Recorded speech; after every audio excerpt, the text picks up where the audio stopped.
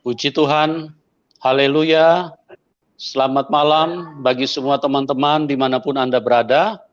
Kami dengan sukacita, kami dengan kasih dari Tuhan Yesus Kristus, pada malam hari ini hadir ingin menyapa kepada semua yang sudah setia dan yang sudah ada di link ini.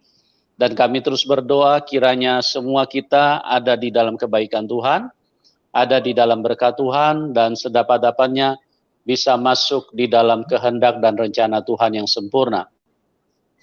Dan puji Tuhan teman-teman, pada malam hari ini kita hadirkan seorang narasumber dengan kesaksian yang formatnya agak sedikit berbeda, tetapi isinya adalah bicara bagaimana kuasa Roh Kudus dan kasih daripada Tuhan yang Maha Mulia itu telah mengubahkan seorang Pak Yoyo yang tadinya dia tidak mengenal Tuhan Yesus, yang tadinya dia tidak percaya Tuhan Yesus, tetapi oleh kuasa Roh Kudus yang bekerja di dalam hidupnya, dia bisa menjadi percaya kepada Tuhan. Nah, bagaimana kisah lengkapnya? Kita akan segera dengarkan dari beliau untuk supaya kita semakin dikuatkan, semakin diberkati, dan semakin dipersiapkan bagi kerajaan Tuhan. Oke, selamat malam Pak Yoyo. Selamat malam, shalom Pak. Ya, selamat malam. Ya, gimana kabarnya Pak? Puji Tuhan Pak, hari ini kami sekeluarga dalam keadaan sehat Pak. Amin, puji Tuhan. Ya, puji Tuhan. Oke, luar biasa ya. Dan terima kasih Bapak sudah bermurah hati untuk hadir untuk memberikan kesaksian bagi teman-teman. Dan perlu juga kami sampaikan bahwa acara ini sekali lagi kami tegaskan berulang-ulang tidak untuk memperkenalkan bahwa agama Kristen adalah sesuatu yang hebat.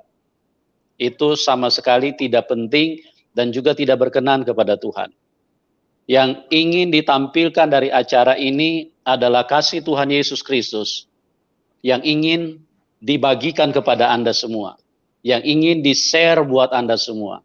Ya, karena Tuhan Yesus tidak pernah pilih-pilih bangsa, tidak pernah pilih-pilih suku, tidak pernah pilih-pilih latar belakang, ras, golongan, atau apapun. Tapi sekali lagi saya ingin tegaskan, dia mengasihi siapapun Anda. Sekalipun Anda membenci dia, dia tetap mengasihi Anda. Dan kalau Anda buka hati pada malam hari ini, kuasa yang sama yang sudah mengubahkan Pak Yoyo, kuasa yang sama juga akan turun di dalam hidup Anda. Oke, kita akan segera sambut Pak Yoyo. Pak, silakan untuk bagi kesaksiannya kepada semua teman-teman yang sudah ada bersama dengan kita pada malam hari ini. Silakan Pak Yoyo. Terima kasih Pak atas kesempatan yang diberikan untuk saya.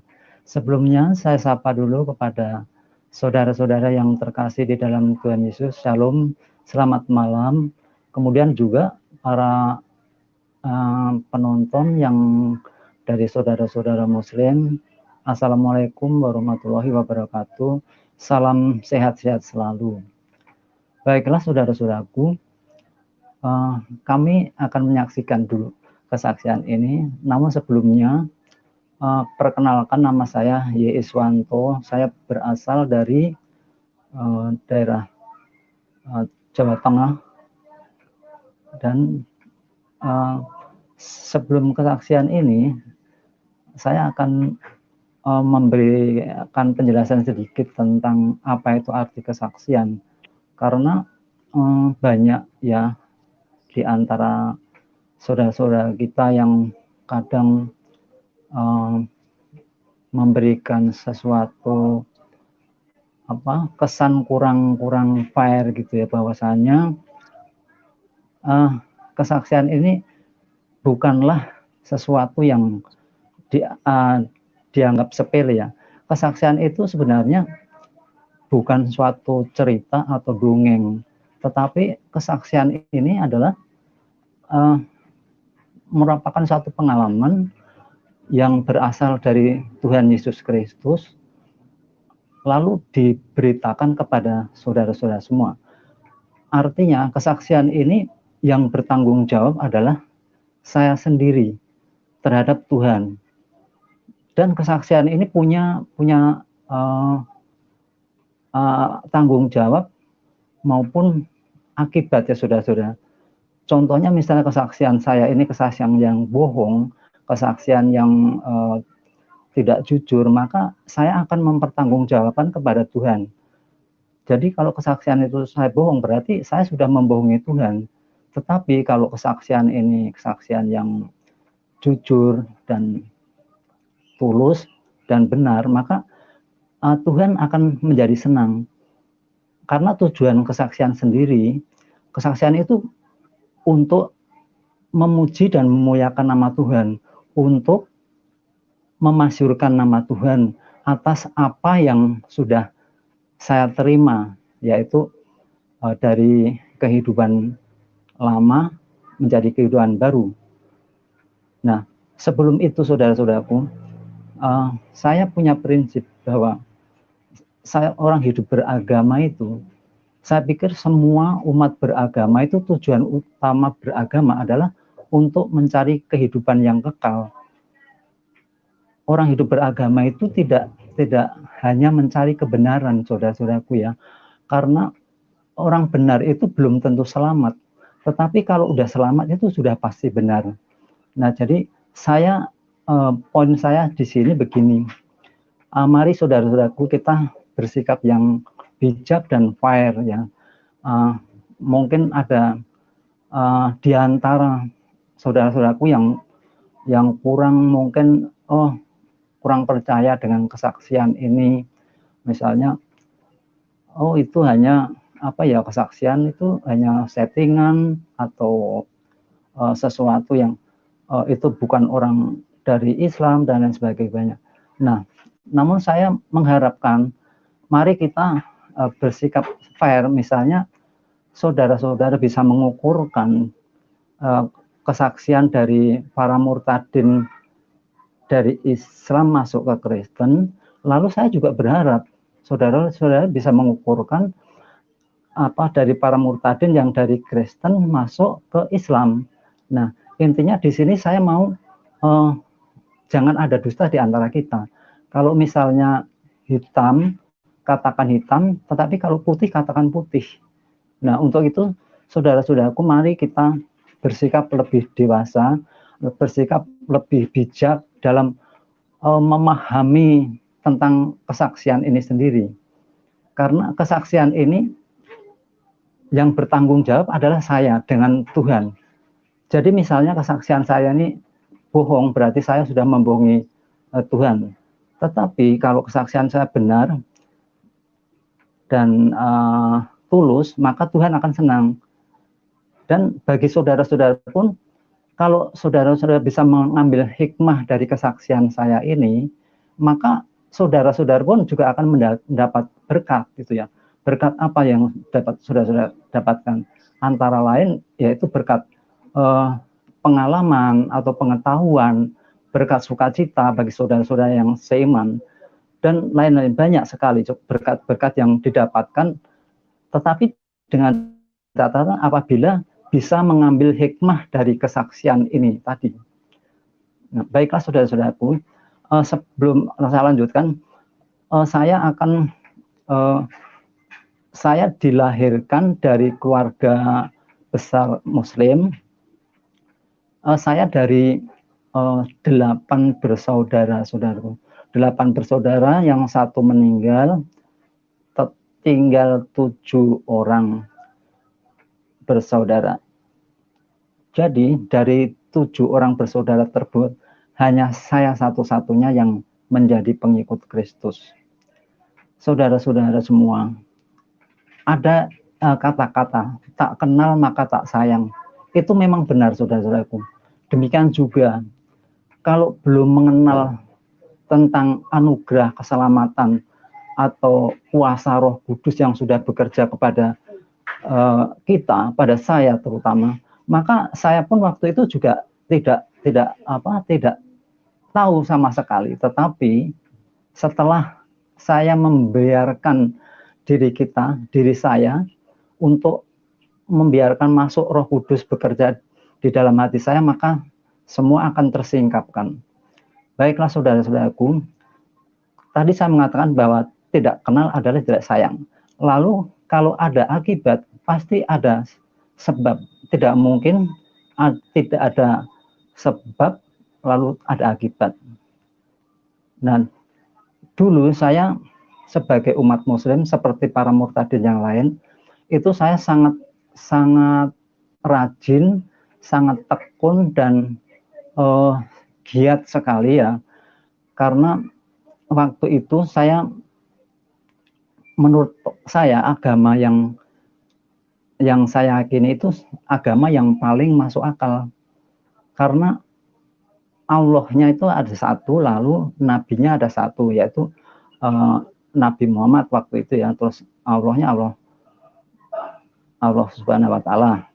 Nah, pada waktu itu kan ada beberapa agama, yaitu ya Kristen, Islam, Hindu, Buddha, Konghucu. Namun dari sekian agama yang saya yakini waktu itu, yang saya anggap benar, yang paling sempurna, yang paling masuk akal ya hanya Islam.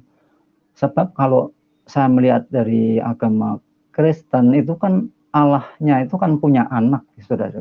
Nah, dari situ saya merasa aneh, kenapa kok Allah kok punya anak? Nah, sedangkan kalau agama Hindu dan Buddha itu kan yang dituhankan kan, kalau agama Hindu itu Brahma, kemudian kalau agama Buddha itu Siddhartha Gautama. Nah, tetapi kalau dua agama itu saya tidak itu di luar pikiran saya. Tetapi yang saya pikirkan hanya waktu itu pertama Islam, karena Islam itu satu-satunya agama yang sangat masuk akal di pikiran saya. Nah, sehingga saya sangat yakin, sangat percaya dan sangat bergembira dan sangat percaya diri, pede ya, karena saya berangan-angan bahwa suatu saat kelak saya akan mendapatkan kehidupan yang kekal gitu ya. Nah, seiring berjalannya waktu, maka sebagai seorang muslim yang taat, yang tekun, yang patuh, maka saya rajin ya saudara, rajin menjalankan sholat 5 waktu, terus berpuasa, terus ngaji. Nah, kegiatan-kegiatan tersebut saya jalankan dengan senang hati, dengan rasa sukacita, karena saya sangat mengharapkan ya bahwa sesuai dengan tujuan hidup beragama. Saya pikir bukan hanya saya sendiri ya, semua umat agama itu tujuan utamanya adalah untuk mencari kehidupan kekal setelah kehidupan di dunia ini kelak. Nah, maka dari itu karena saya saking semangatnya dalam suatu saat saya akan mendapatkan hidup kekal itu, jadi maka saya setiap hari saya rajin ya sembahyang 5 waktu, tidak pernah telat. Puasa juga tidak pernah ada yang bolong-bolong gitu. Jadi puasa itu 1 bulan penuh, ngaji saya rajin. Nah, terus suatu saat saudara-saudaraku, ketika kira-kira ya kelas 6 atau menjelang kelas 1 SMP ya, saudara. Nah, saya mendapat pelajaran atau diceramahi oleh guru agama saya waktu itu. Nah, acara ceramah itu membicarakan tentang bagaimana umat Islam itu untuk bisa masuk surga, prosesnya seperti apa dan bagaimana. Nah, karena saya itu itulah yang akan saya cari dalam kehidupan saya, maka ketika guru agama saya mengajarkan tentang itu, maka saya sangat sangat antusias sekali mendengarkan itu. Nah, di dalam Islam proses untuk masuk surga itu melalui 3 tahapan ya saudara-saudaraku. Jadi tahapan pertama itu setelah orang mati di dalam kubur itu, kemudian dikuburkan, dan setelah yang menguburkan itu pulang ke rumah masing-masing, maka dibangunkan oleh malaikat Israel ya. Itu yang mengajarkan guru saya agama. Tapi kalau ada murtadin yang lain yang mengatakan bahwa yang menanyakan setelah kematian seseorang tersebut adalah malaikat munkar dan nangkir, ya saya tidak tahu. Tapi yang saya ceritakan ini yang saya dapat dari guru agama saya. Nah, karena kata guru agama saya, dia mengatakan bahwa malaikat Israel itu adalah tugasnya untuk mencabut nyawa, sedangkan malaikat munkar dan nangkir itu tugasnya, malaikat munkar itu tugasnya untuk mencatat amal baik seseorang, kemudian malaikat nangkir itu tugasnya untuk mencatat kejahatan seseorang pada waktu masih hidup. Nah, malaikat munkar dan nangkir itu kan tempatnya adanya di pundak kanan dan pundak kiri gitu ya. Nah, setelah orang yang sudah mati tersebut dibangkitkan sama malaikat Israel tersebut, lalu ditanyakan. Pertanyaannya ada 4 pertanyaan. Yang pertama, apa agamamu? Yang kedua, siapa nabimu? Kemudian yang ketiga, siapa Tuhanmu? Yang keempat, apa oleh-olehmu saat waktu hidup di dunia? Nah, ketika itu saya berpikir, kalau yang ketiga pertanyaan tadi ya, ketiga pertanyaan itu mungkin bisa dijawab. Tetapi yang satu pertanyaan ini, apa oleh-olehmu waktu hidup di dunia, ini saya waktu itu berpikir saya mau menjawab apa gitu ya, karena guru saya waktu itu tidak memberikan tahu, oh ini nanti kalau misalnya ditanya ini dijawab ini, tidak, pokoknya hanya mengatakan seperti itu. Nah, dalam benak saya waktu itu, kalau saya salah menjawab itu kan akan mendapatkan siksa kubur. Nah, terus waktu itu sedikit saya berpikir mau menjawab apa gitu. Nah, tetapi oke lah, singkat cerita, misalnya tahapan pertama tersebut sudah lolos, maka akan memasuki tahapan kedua, yaitu dibawa ke tempat yang namanya Ororo Maksar ya. Nah, di tempat Ororo Maksar tersebut, manusia tersebut yang sudah mati itu mau ditimbang amal perbuatannya, baik yang perbuatannya baik maupun perbuatannya yang jahat gitu ya. Kalau untuk tahapan kedua, saya pikir semua orang pasti bisa mengukur dengan sendirinya, karena waktu di dunia itu kan, misalnya saya waktu hidup di dunia, perbuatan baik saya berapa, amal saya berapa, itu bisa diprediksi setiap orang. Dengan demikian, maka di dalam tahapan kedua ini, saya pikir semua bisa lolos gitu ya. Nah, waktu itu saya sudah berpikir, oh ini tahapan pertama agak berat, terus tahapan kedua ini agak ringan. Pikir saya waktu itu, mudah-mudahan ini grafiknya itu menurun gitu ya, grafiknya menurun, semakin pertama berat, lalu yang kedua agak menurun, yang ketiga saya berharapan, oh mudah-mudahan tahapan ketiga ini grafiknya menurun sehingga saya bisa lolos, bisa masuk ke surga. Pikir saya waktu itu begitu. Tetapi saudara-saudara, setelah saya dikasih tahu tahapan ketiga itu adalah untuk melewati jembatan Shirathul Mustaqim ya. Jembatan Shirathul Mustaqim tersebut itu digambarkan seperti rambut dibagi 7, itu pun tajamnya itu melebihi silet. Nah, setelah saya mendengarkan ajaran dari guru agama saya itu, pikiran saya langsung kacau, saudara-saudaraku. Pikiran saya langsung kacau, waduh, ini terus bagaimana ya? Menurut logika saya itu sesuatu yang tidak masuk akal dan mustahil siapapun bisa melewati jembatan Shirathul Mustaqim tersebut, terutama bagi pribadi saya. Nah, kalau seperti itu terus bagaimana? Padahal saya juga sudah melakukan sembahyang 5 waktu, sudah mengaji, terus sudah puasa. Tapi kalau akhirnya seperti itu, lalu saya berpikir ini terus bagaimana caranya supaya bisa melewati jembatan Shirathul Mustaqim yang digambarkan hanya sebesar rambut, itu pun masih dibagi 7. Saudara-saudara bisa bayangkan ya, siapapun yang melewati jembatan tersebut, saya pikir ini tidak akan mungkin ya. Nah, setelah itu pikiran saya jadi kacau balau. Saya merasa pikiran saya stres, terus panik, terus pokoknya semua campur aduk di dalam pikiran saya. Karena menurut logika saya itu sesuatu yang mustahil saya bisa melewati itu. Nah, maka dari itu setelah saya mendengarkan pelajaran seperti itu, setiap malam saya selalu merenung, saudara. Sebelum tidur itu saya selalu merenung, bagaimana mungkin saya bisa melewati jembatan Shirathul Mustaqim.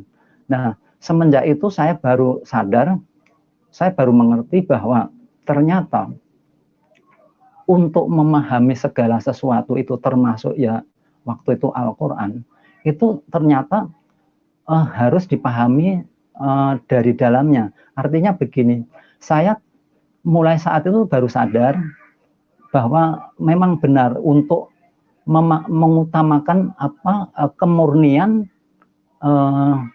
dan keaslian dari dalamnya itu sendiri, bukan dari luarnya. Kalau dari luarnya itu kan hanya istilahnya kulitnya. Nah, tetapi dengan adanya pemberitahuan atau ceramah seperti itu, akhirnya membuat saya sadar. Kenapa saya menjadi sadar? Karena pada waktu saya mau masuk Islam itu kan saya melihat bahwa Islam itu dari luarnya itu sangat logis bagi saya, masuk akal sekali gitu ya.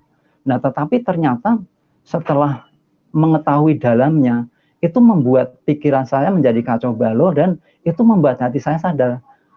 Karena itu bertentangan dengan apa yang menjadi prinsip saya, bahwa semua prinsip saya bahwa untuk namanya orang hidup beragama itu tujuan utamanya, saya tadi kan sudah mengatakan bahwa untuk mencari keselamatan hidup yang kekal. Nah, tetapi begitu saya tahu bahwa ternyata melewati jembatan Shirathul Mustaqim itu tidak semudah membalik telapak tangan, tetapi justru ini bagi saya mustahil. Nah, mulai dari itu saya timbul gejolak, lalu saya bergumul ini harus bagaimana ya. Sedangkan kalau saya misalnya mau masuk Kristen, itu pun pikiran saya hanya satu waktu itu, Allahnya punya anak gitu ya. Saya pikirannya hanya situ. Tetapi waktu itu saudara-saudara, saya tidak pernah membenci umat Kristen waktu itu ya. Saya dari kecil tidak membenci umat Kristen, tidak membenci umat Hindu, Buddha, Konghucu, bahkan ateis pun saya tidak pernah merasakan benci, tidak pernah merasa membencinya gitu ya. Tetapi menurut pandangan saya waktu itu Kristen itu Allahnya punya anak, begitu ya. Nah, terus seiring berjalannya dengan waktu, karena saya sudah mengambil kesimpulan bahwa kalau saya mengikuti apa yang saya yakini itu, saya mustahil bisa mendapatkan keselamatan hidup kekal itu, maka secara perlahan tapi pasti ya, mulai dari hari ke hari saya itu langsung mengurangi kegiatan atau rutinitas atau ibadah saya waktu itu. Misalnya seminggu itu saya pergi ngaji bisa 5 kali ya. Nah, karena saya berpikir lalu apa ya, kalau saya sudah rajin mengaji, saya sudah setiap hari sholat 5 waktu, terus kemudian saya juga puasa, tetapi kalau endingnya seperti itu, waduh, ini menurut saya pribadi saya itu sudah tidak mungkin gitu, tidak masuk akal. Nah, oleh sebab itu saya akhirnya mengurangi ibadah saya. Pertama, mengaji, misalnya saya kurangi 1 minggu itu misalnya 5 kali menjadi 4 kali, 3 kali, 2 kali, dan akhirnya saya tidak mengaji lagi karena pikiran saya ya, lalu apa artinya ya yang saya lakukan ini kalau saya toh akhirnya tidak mendapatkan keselamatan hidup kekal. Nah, kemudian terus ya mulai dari kegiatan ngaji, terus puasa. Puasa itu kadang-kadang saya sudah tidak full lagi. Misalnya sehari puasa, nanti 2 hari saya bolong gitu ya. Nanti puasa lagi 3 hari, 5 hari bolong dan seterusnya. Karena saya sudah merasa bahwa apa yang saya lakukan ini nggak bisa menghasilkan sesuai dengan apa yang menjadi keinginan saya gitu ya. Nah, terus berlalu saudara-saudaraku ya. Setelah itu puasa akhirnya saya sudah tidak puasa lagi.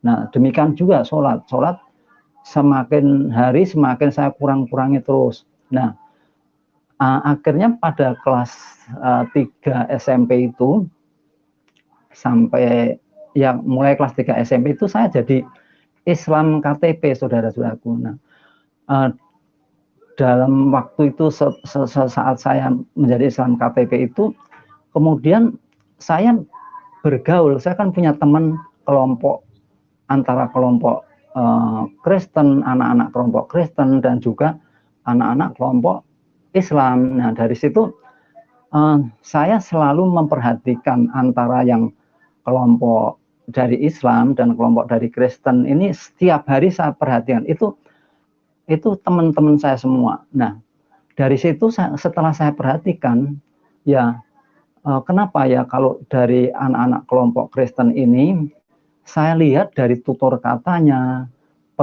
perilakunya dan perbuatannya itu ada perbedaan, saudara-saudaraku ya.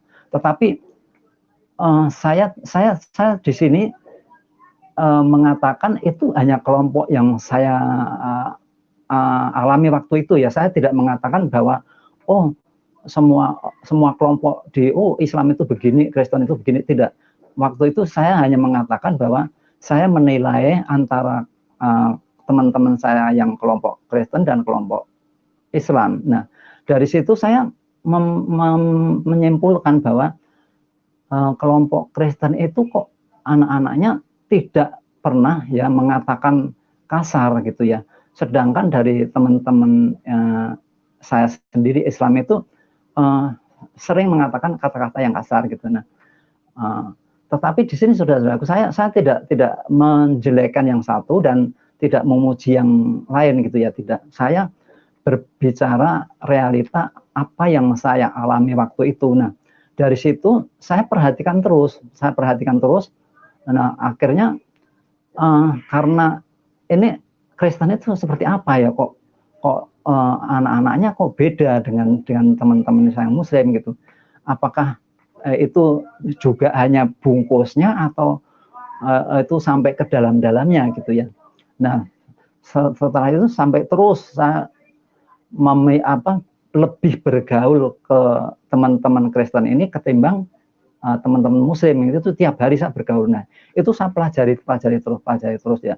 Nah, terus satu saat ada teman Kristen itu bertanya kepada saya, kan dia juga tahu kalau saya itu Islam waktu itu. Nah, ada salah satu orang teman saya yang Kristen begini menanyakan kepada saya, loh kamu kok orang Islam kok nggak pernah sembahyang, nggak pernah sholat, nggak pernah ke Jumatan dan lain sebagainya.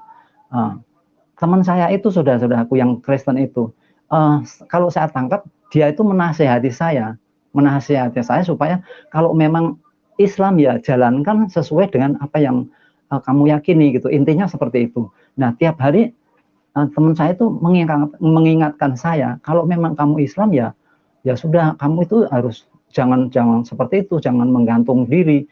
Kamu itu bisa dikatakan bisa ateis loh kalau kayak gitu, walaupun KTP masih Islam. Tapi teman saya yang Kristen itu malah menasehati saya. Nah, karena teman saya itu menasehati saya supaya saya itu juga menjalankan sholat atau puasa atau Jumatan gitu ya. Nah, waktu itu saya cerita kepada teman saya yang Kristen, sekarang saya sudah begini, saya ini intinya saya sudah Islam KTP, saya bilang kan begitu kan. Nah, loh, teman saya kaget, loh, kenapa kok Islam KTP? Ya nggak boleh begitu, namanya orang hidup di Indonesia itu harus memiliki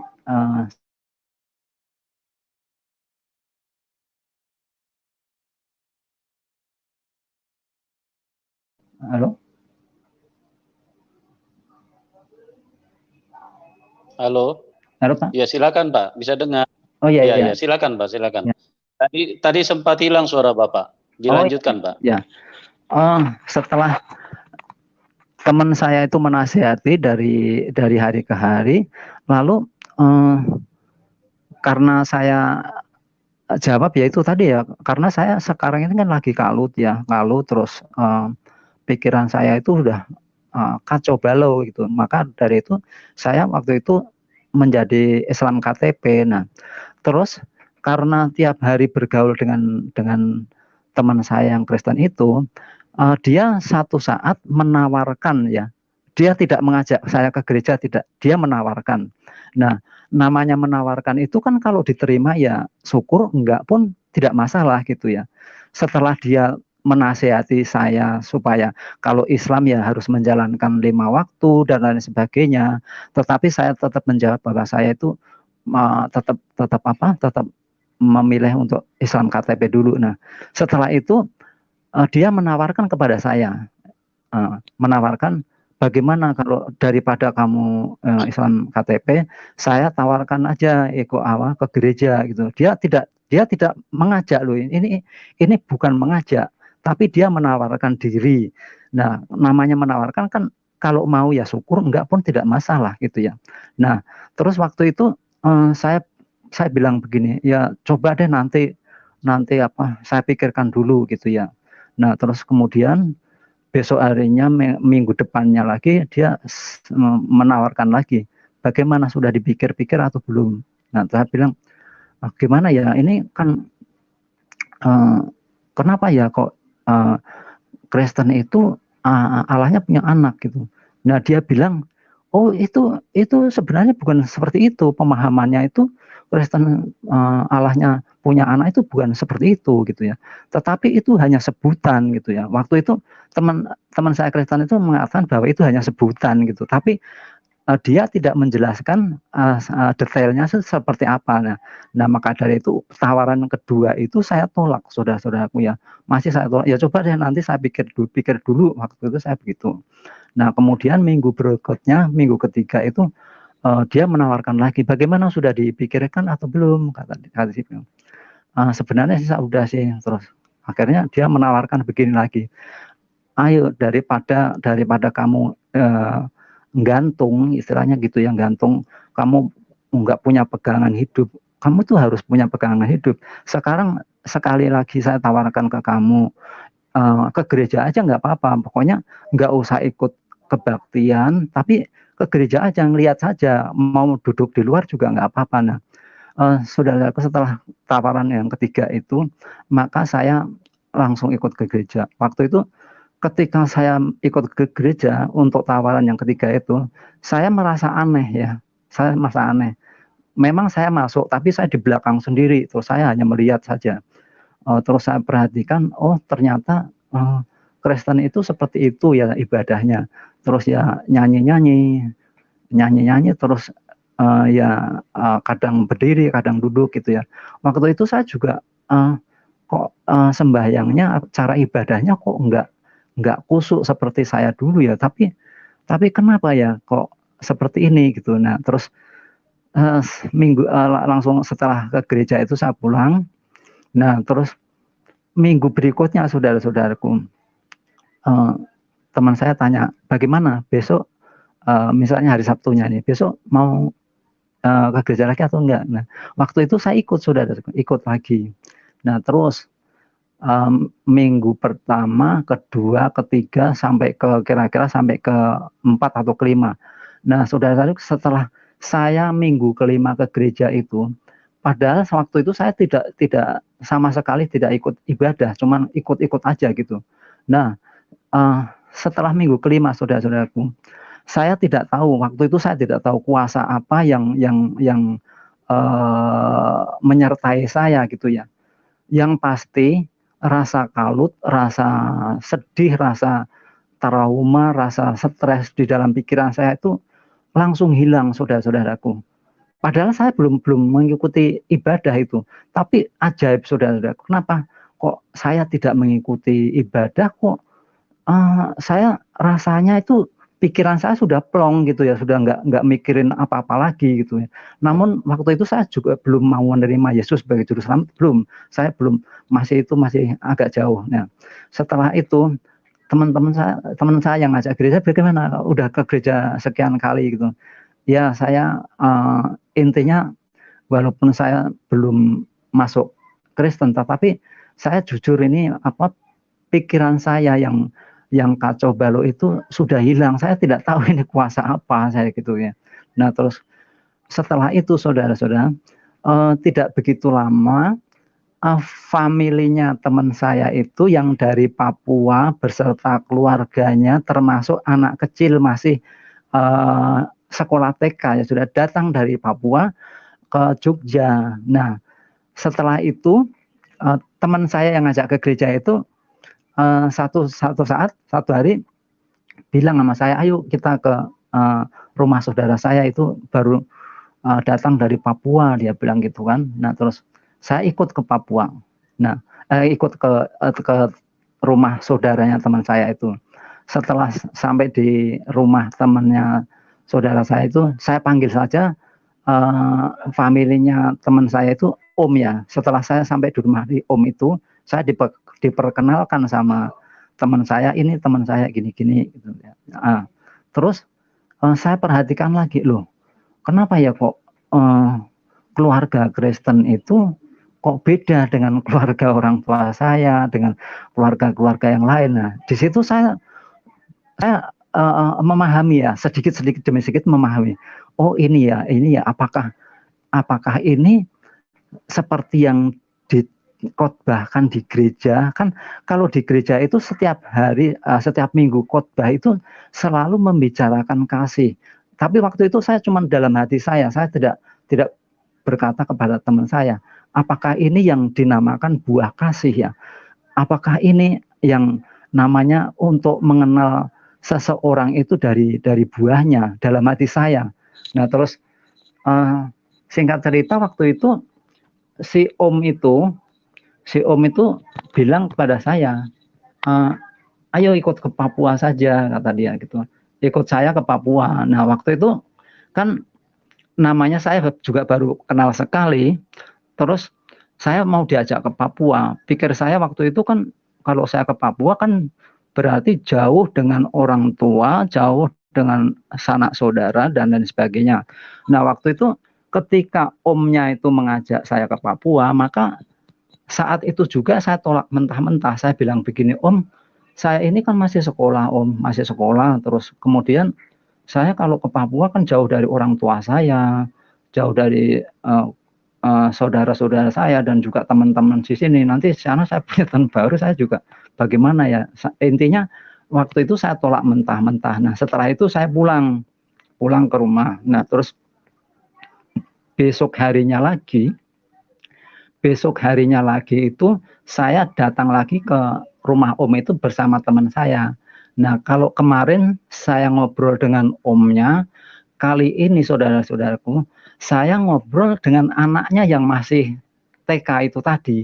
Nah, ketika saya ngobrol dengan anaknya yang TK itu tadi, anak itu bilang begini, ayo Om, ikut saya Om ke Papua. Naik pesawat itu enak loh Om. Nah, saya begitu mendengar naik pesawat itu enak, maka saat itu juga saya terima mentah-mentah, saudara. Saya tidak berpikir untuk kedua kalinya lagi. Nah, saya tidak tahu kenapa ketika kemarin omnya mengajak saya tolak mentah-mentah, tetapi begitu anaknya yang kecil yang masih TK ini, begitu itu saya terima mentah-mentah. Nah, ketika saya menerima tanpa berpikir dua kali lagi, maka anak itu girang sekali. Lalu bilang sama ayahnya, Pak, ayah, ini si Om ini mau dibawa ke Papua. Nah, itu waduh senang sekali. Benar ini serius mau ke Papua? Iya, benar-benar. Akhirnya saya urus surat-surat itu, surat-surat apa? Surat pindah sekolah.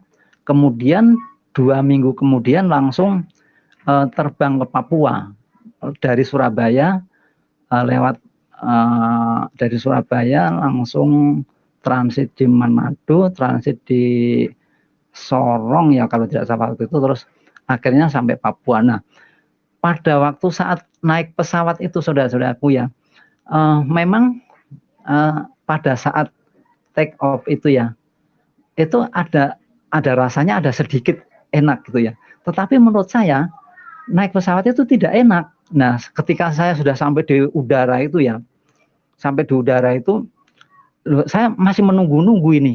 Mana sih katanya anak ini bilang naik pesawat itu enak. Ternyata menurut saya tidak enak, naik pesawat itu tidak enak. Jujur saya kalau naik pesawat dengan naik kereta, saya pilih naik kereta. Itu masih bisa dirasakan enak ya naik kereta. Nah, terus pikir saya, waduh terus bagaimana ya, ini saya sudah di atas, ini sudah di udara. Itu tapi dalam hati saya sudah di udara ini. Kalau saya mau minta berhenti kan tidak mungkin ya di udara itu. Kan nggak ada apa tempat parkir untuk pesawat nih. Terus, waduh saya sedikit agak hati saya agak gimana gitu ya. Nah, tetapi terus saya berpikir lagi, oh ya sudahlah, mungkin ini memang sudah jalan saya harus begini gitu ya. Nah, terus singkat cerita sudah sampai Papua, kira-kira sampai Papua itu 3:30 sore, sudah sampai tempat tujuan ya, sudah sampai di rumah. Nah, saya sedikit sadar loh, kenapa saya tadi pagi masih ada di Jogja kok sekarang sudah ada di Papua gitu ya. Nah, tetapi ya sudah, karena pikir saya itu ya mungkin ini jalan hidup saya seperti ini. Nah terus kemudian saya dicarikan sekolah sama Om itu. Saya mendapat sekolah, saudara-saudaraku. Mendapat sekolah itu tidak tanggung-tanggung ya. Ketika saya di Jogja itu sekolahnya swasta, maka sampai di Papua itu saya mendapat sekolah yang favorit ya. Itu SMA 1414 AB Pura Jayapura. Nah, waktu itu saya senang sekali ya. Waduh, saya dapat sekolahan yang luar biasa ini, dapat sekolahan favorit ini. Terus setelah itu, setelah masuk hari pertama itu saya ketemu sama murid-murid baru. Nah, di situ ada pengalaman baru lagi, saudara-saudaraku ya. Ini Papua seperti ini ya. Waktu itu saya sudah SMA kelas 1 ya, udah kelas SMA, saya udah hampir kelas 2 itu di Papua itu. Nah, saya mendapat pengalaman baru itu yang sangat lucu menurut saya, itu pengalaman baru lucu. Kalau dulu waktu saya sekolah di SD itu masih diperiksa, kukunya itu masih diperiksa waktu SD itu ya. Kalau kukunya panjang langsung digetok sama gurunya, tok. Tak pikir di Papua itu tidak seperti itu. Ternyata saya sudah kelas 1 SMA, udah hampir kelas 2 itu, kenaikan kelas 2 SMA itu. Itu semua murid begitu masuk, saya kaget saudara. Begitu masuk berdiri, tangannya ditaruh di meja. Loh, ini apa ini, kok orang udah SMA kok tangannya taruh meja, mau diapain dalam hati saya. Padahal waktu itu kuku saya panjang-panjang saudara. Kukunya itu panjang-panjang. Saya artinya ya panjang-panjang enggak, tapi intinya saya tidak memotong kuku yang halus enggak. Nah, setelah itu dari depan saya perhatikan yang kukunya panjang langsung di getok pakai penggaris itu, ceplak. Waduh, ini saya udah takut ini. Saya waktu itu duduk di belakang ini. Nah, setelah itu saya ketika sampai gurunya, guru ini murid baru mungkin gitu ya. Nah, terus kuku saya padahal panjang-panjang saudara. Yang lain itu kukunya panjang-panjang digetokin semua pakai penggaris. Nah, ketika melewati saya, kuku saya banyak yang panjang waktu itu, tapi saya tidak digetokin karena guru itu melihat, oh ini siswa baru ya, iya saya bilang gitu. Nah, saat itu saya nggak kena pukul dari itu dari Pak Guru tersebut. Nah, setelah itu saudara-saudaraku, saya kan punya teman-teman tuh banyak di kelas itu kan ada kira-kira satu kelas itu kurang lebih 30 murid ya. Nah, dari 30 murid itu antara yang teman-teman Kristen dan antara yang Islam itu hampir sama, walaupun di Papua itu kan mayoritas Kristen atau Katolik. Namun demikian di dalam sekolah itu murid antara Kristen dan Islam itu tidak beda begitu jauh ya. Karena Papua itu banyak pendatang dari Makassar, dari Bugis, dari Jawa Timur ya, terus dari Batak dan lain sebagainya. Itu banyak pendatang itu. Makanya di dalam kelas itu walaupun di Papua mayoritas Kristen, namun muridnya itu hampir seimbang. Nah, tetapi di sini yang saya tidak habis pikir ya saudara-saudaraku, tidak habis pikir itu begini. Dari sekian banyak teman Muslim dan teman Kristen, teman baru waktu itu, kenapa kok yang justru yang perhatian banget, yang bergaul banget itu dengan saya itu malah justru dari ini, anehnya sih dari teman-teman Kristen ini, yang dari teman-teman Muslim ya hanya sambil lalu saja, misalnya kenalan ya. Tapi teman-teman Kristen terutama yang dari Papua, saudara, dari Papua asli itu, waduh luar biasa ya, menyambut saya, menganggap saya itu sudah seperti sahabat sendiri gitu. Jadi intinya tanggapannya antara teman-teman yang Kristen dan Muslim itu beda gitu ya. Nah, tapi sekali lagi ya saudara-saudaraku, saya tidak menjelekkan yang satu dan memuji yang lain. Tapi ini saya berbicara soal fakta ya, kenyataannya seperti itu gitu ya. Nah, terus dari situ saya pulang ke rumah om saya itu, saya berpikir lagi, loh kenapa ya dari Jogja itu sampai ke Papua kok selalu umat Kristen itu kok begitu ya, tutur katanya, terus tingkah lakunya, terus perbuatannya itu kok beda ya. Nah, akhirnya pada satu malam saudara-saudara, saya berpikir begini, saya harus memutuskan, saya tidak bisa menggantung diri, saya tidak bisa hanya berangan-angan saja. Saya harus punya pedoman hidup ya.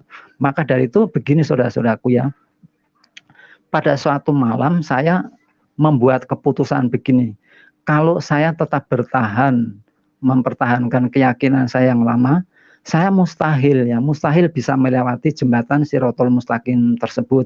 Ya, artinya saya mustahil bisa mendapatkan apa yang jadi tujuan hidup saya itu. Tujuan hidup beragama itu kan untuk mencari keselamatan hidup kekal. Nah, itu artinya kalau saya mustahil bisa melewati jembatan Shirathul Mustaqim, maka saya mustahil dong bisa mendapatkan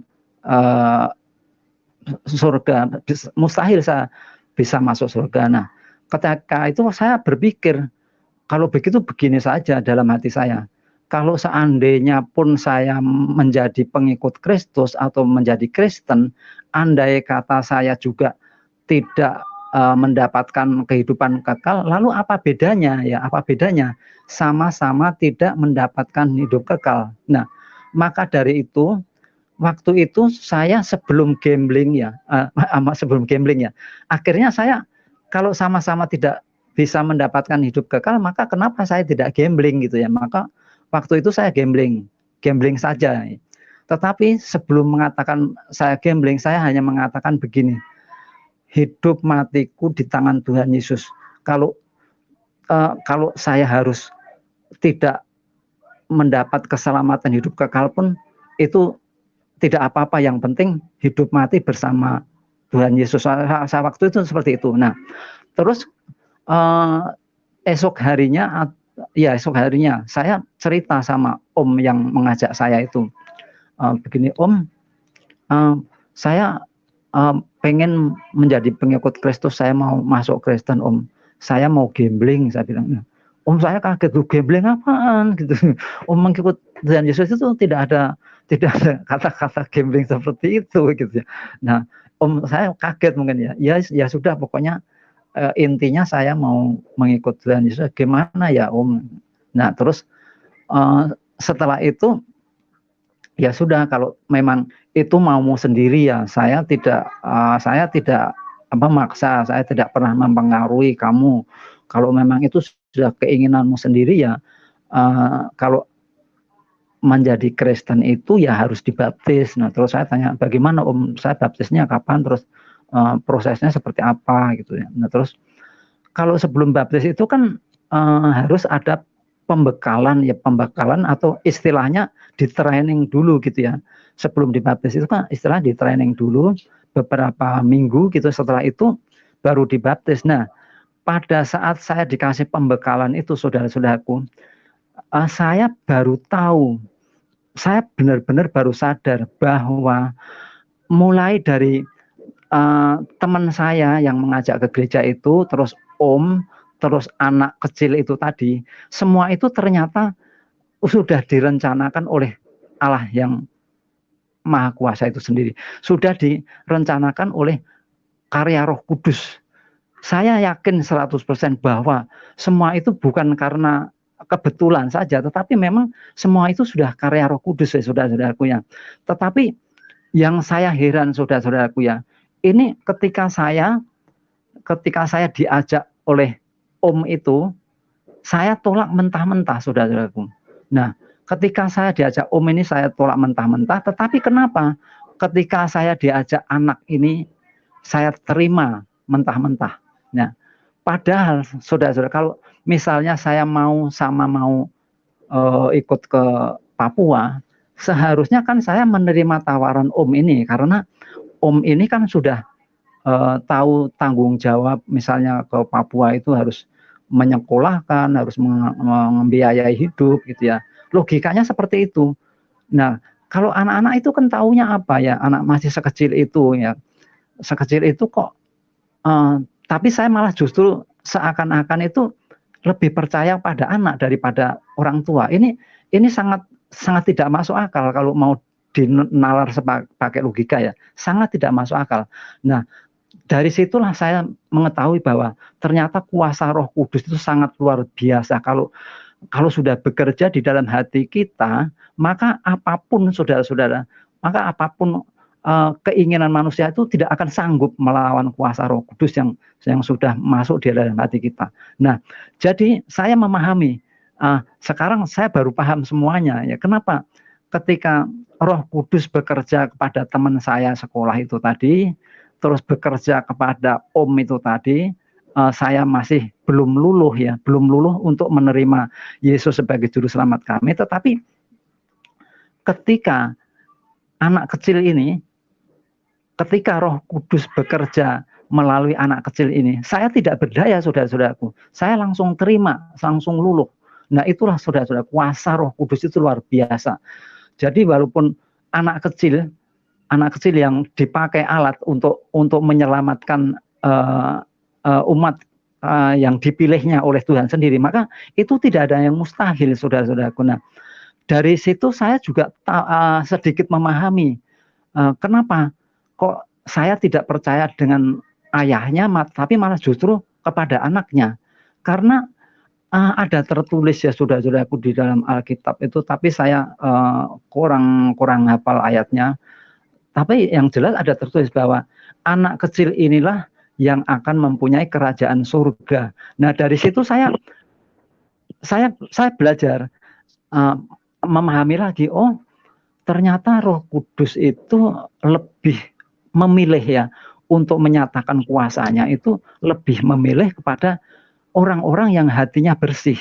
Nah, anak tersebut jelas hatinya lebih bersih daripada ayahnya kan, karena walaupun anak itu sudah berdosa karena dosa waris, tetapi secara perbuatan anak tersebut masih lebih bersih.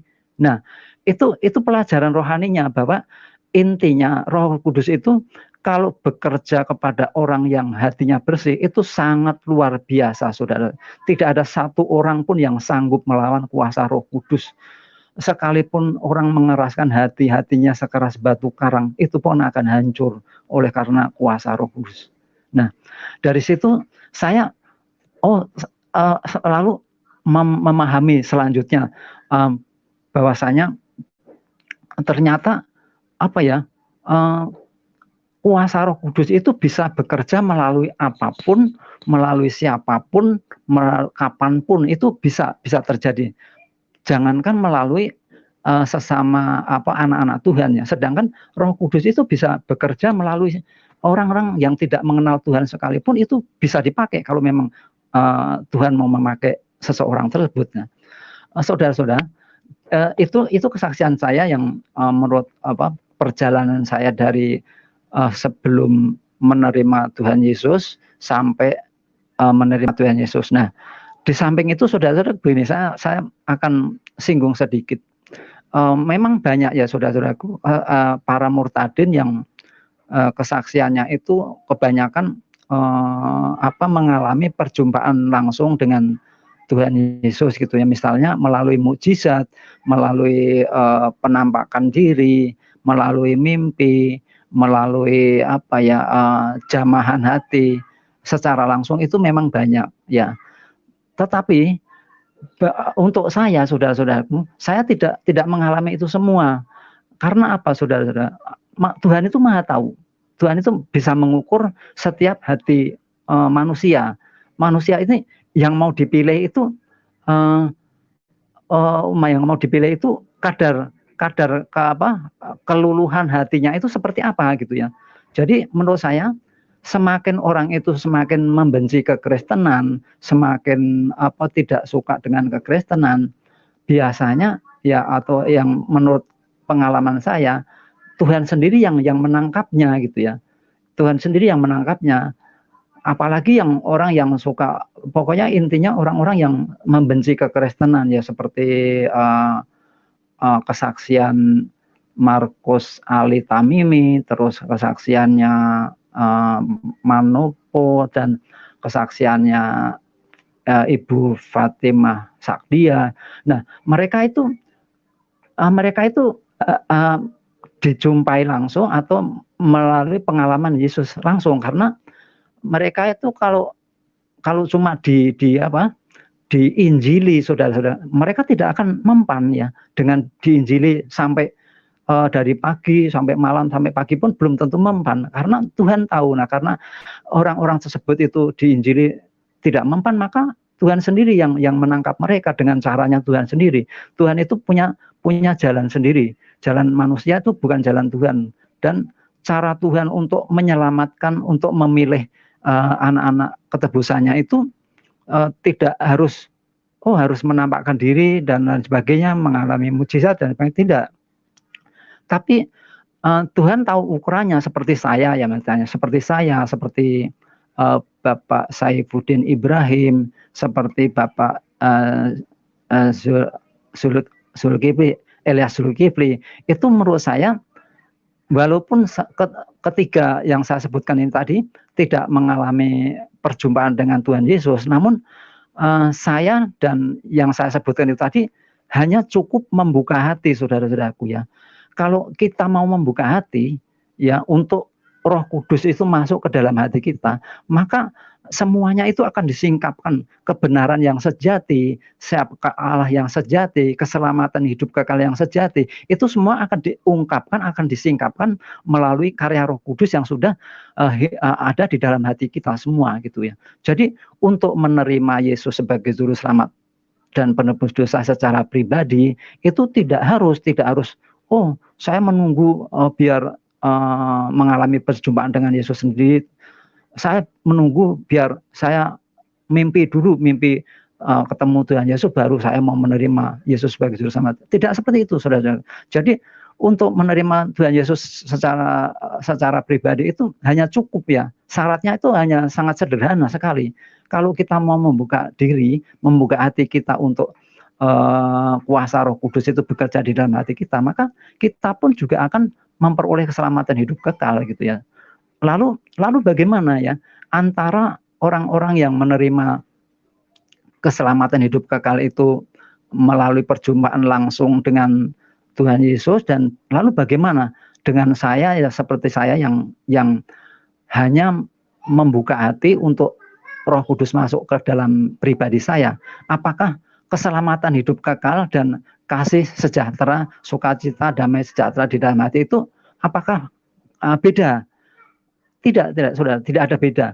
Walaupun orang mengalami perjumpaan dengan Yesus, melalui apakah mimpi atau mujizat dan lain sebagainya, dan saya tidak mengalaminya gitu ya, tapi saya cukup hanya membuka hati untuk Roh Kudus masuk, tetapi kita tetap sama-sama mendapat kehidupan kekal yang sama, kita mendapat damai sukacita yang sama, tidak ada bedanya.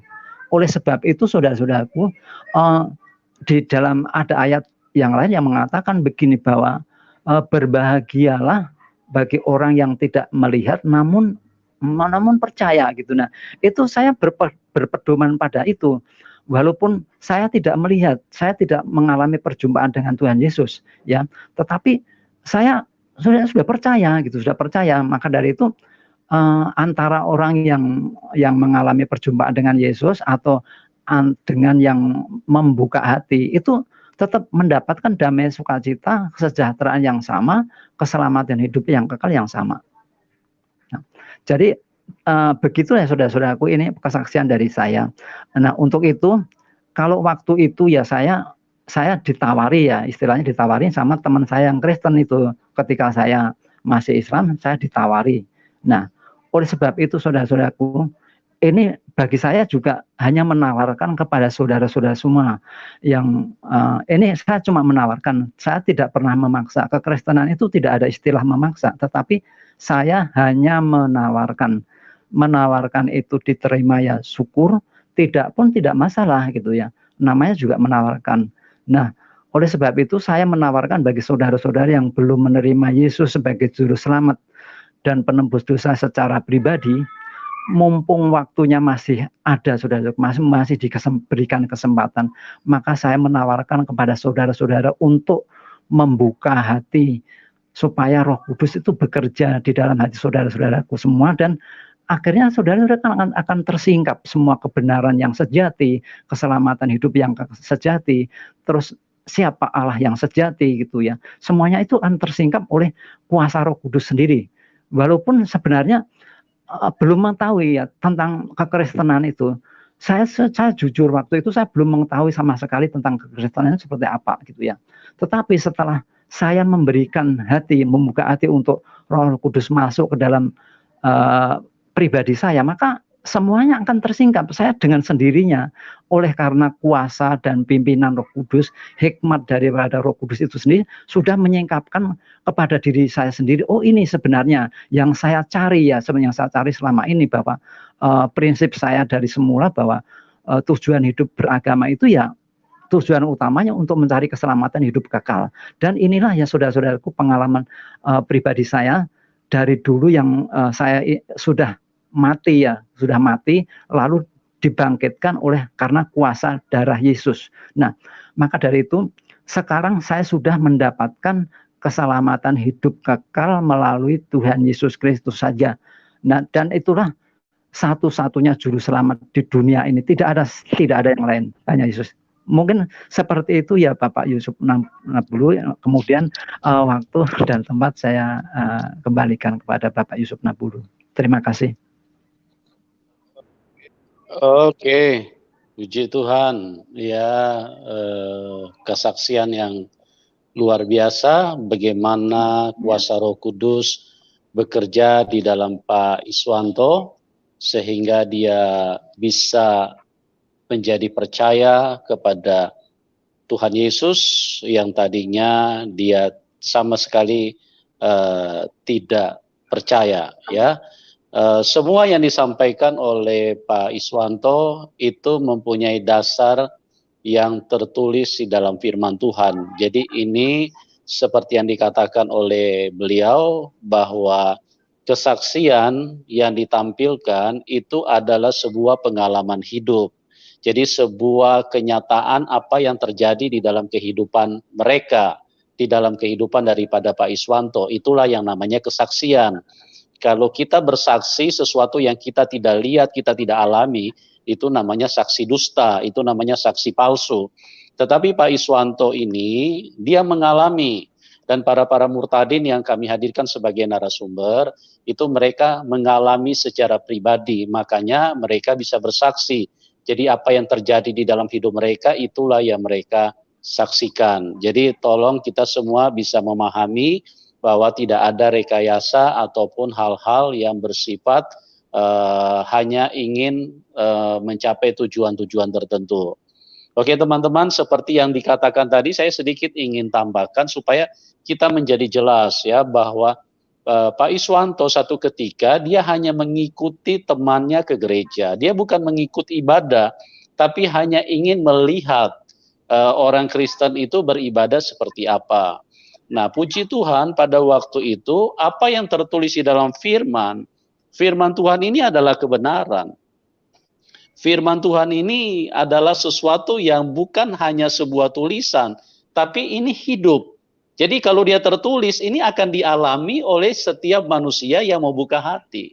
Nah, dia berkata di situ pada waktu dia duduk di belakang, dia belum ikut ibadah, tapi ada satu kuasa yang menjamah dia. Sehingga stres dan kekalutan yang dialami di dalam pikirannya, itu tiba-tiba hilang. Ya tadinya dia bergumul, dia sepertinya kayaknya orang yang lagi frustrasi, orang yang lagi putus asa karena dia memikirkan setelah saya mati ini akan kemana?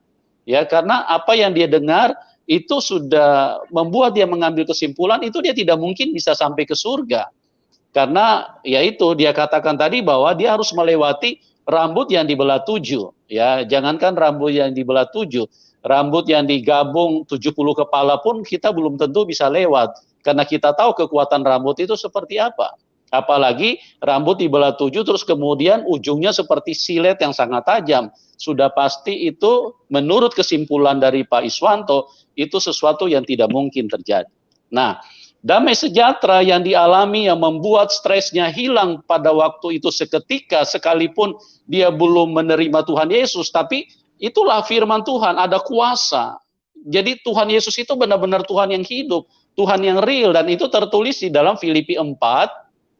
Kita bisa lihat Filipi 4 ayat yang ke-7. Ya, Filipi 4 ayat yang ke-7. Nah, kita perhatikan di situ di layar sudah ditampilkan, damai sejahtera Allah yang melampaui segala akal, ya, melampaui segala logika manusia, melampaui segala pikiran, melampaui segala pengetahuan, akan memelihara hati dan pikiranmu dalam Kristus Yesus Tuhan. Begitu dahsyatnya firman Tuhan ini. Sekalipun Pak Iswanto belum mengerti, tapi firman ini firman yang hidup. Itu sebabnya firman itu telah menjadi manusia dan hidup di antara kita gitu loh. Jadi benar-benar luar biasa kebenaran yang tidak bisa disangkal. Oke Bapak Ibu, mungkin ini dulu yang saya bisa tambahkan. Nanti kita akan masuk di dalam interaksi. Jadi bagi teman-teman yang ingin masuk berdiskusi, silakan dengan catatan yang sopan dan maksimal 2 pertanyaan. Ya, jadi kita di dalam berdiskusi mencari manfaat, ya, bukan mencari pembenaran atau mengedepankan pemahaman dan mengedepankan keangkuhan atau pengetahuan yang kita miliki. Itu kalau kita memakai konsep seperti itu, mohon maaf, saya akan keluarkan Anda dari diskusi. Oke, silakan bagi Anda yang mau bergabung, kita kirimkan link dulu di situ, ya. Anda bisa bergabung dengan kami, ya. Oke, kalau mungkin sinyal masih agak susah untuk terhubung, saya akan masih akan membagikan 1-2 ayat lagi kepada kita bahwa ya sebelum saya jelaskan ayat selanjutnya, kami informasikan bahwa link untuk telepon Anda bisa temukan di kolom komentar, ya. Anda bisa temukan di dalam kolom komentar dan bisa masuk untuk kita bisa berdiskusi. Jadi semua yang disampaikan oleh Pak Iswanto itu semuanya ada tertulis di dalam firman Tuhan. Jadi kejadiannya saja yang berbeda dari satu murtadin ke murtadin yang lain, tetapi esensinya, tujuannya itu jelas. Yang pertama, Tuhan Yesus itu punya kuasa yang tidak bisa dibatasi. Dia punya kemampuan yang sangat-sangat powerful. Jadi hanya lewat duduk di belakang gereja saja, karena Tuhan tahu bahwa ini orang lagi stres, ini orang lagi putus asa, dia lagi terjadi pergumulan yang hebat di dalam hidupnya. Bagaimana caranya dia bisa keluar dari situ? Kuasa Tuhan itu sangat nyata. Roh Kudus hadir di dalam hidup. Tiba-tiba stresnya itu hilang. Inilah damai sejahtera. Inilah kebahagiaan yang ditawarkan, disediakan oleh Tuhan Yesus bagi siapapun kita. Yang Tuhan ingin bagikan kepada kita. Wow, dahsyat sekali saudaraku. Ya, kita bisa lihat juga di dalam Yohanes 14 ayat yang ke-27. Yohanes 14 ayat yang ke-27. Kita bisa lihat ini juga berbicara damai sejahtera Tuhan. Jadi ada sukacita yang luar biasa pada saat kita terima Tuhan Yesus, kita buka hati bagi Dia, ya. Artinya Pak Iswanto sudah mau datang ke gereja itu secara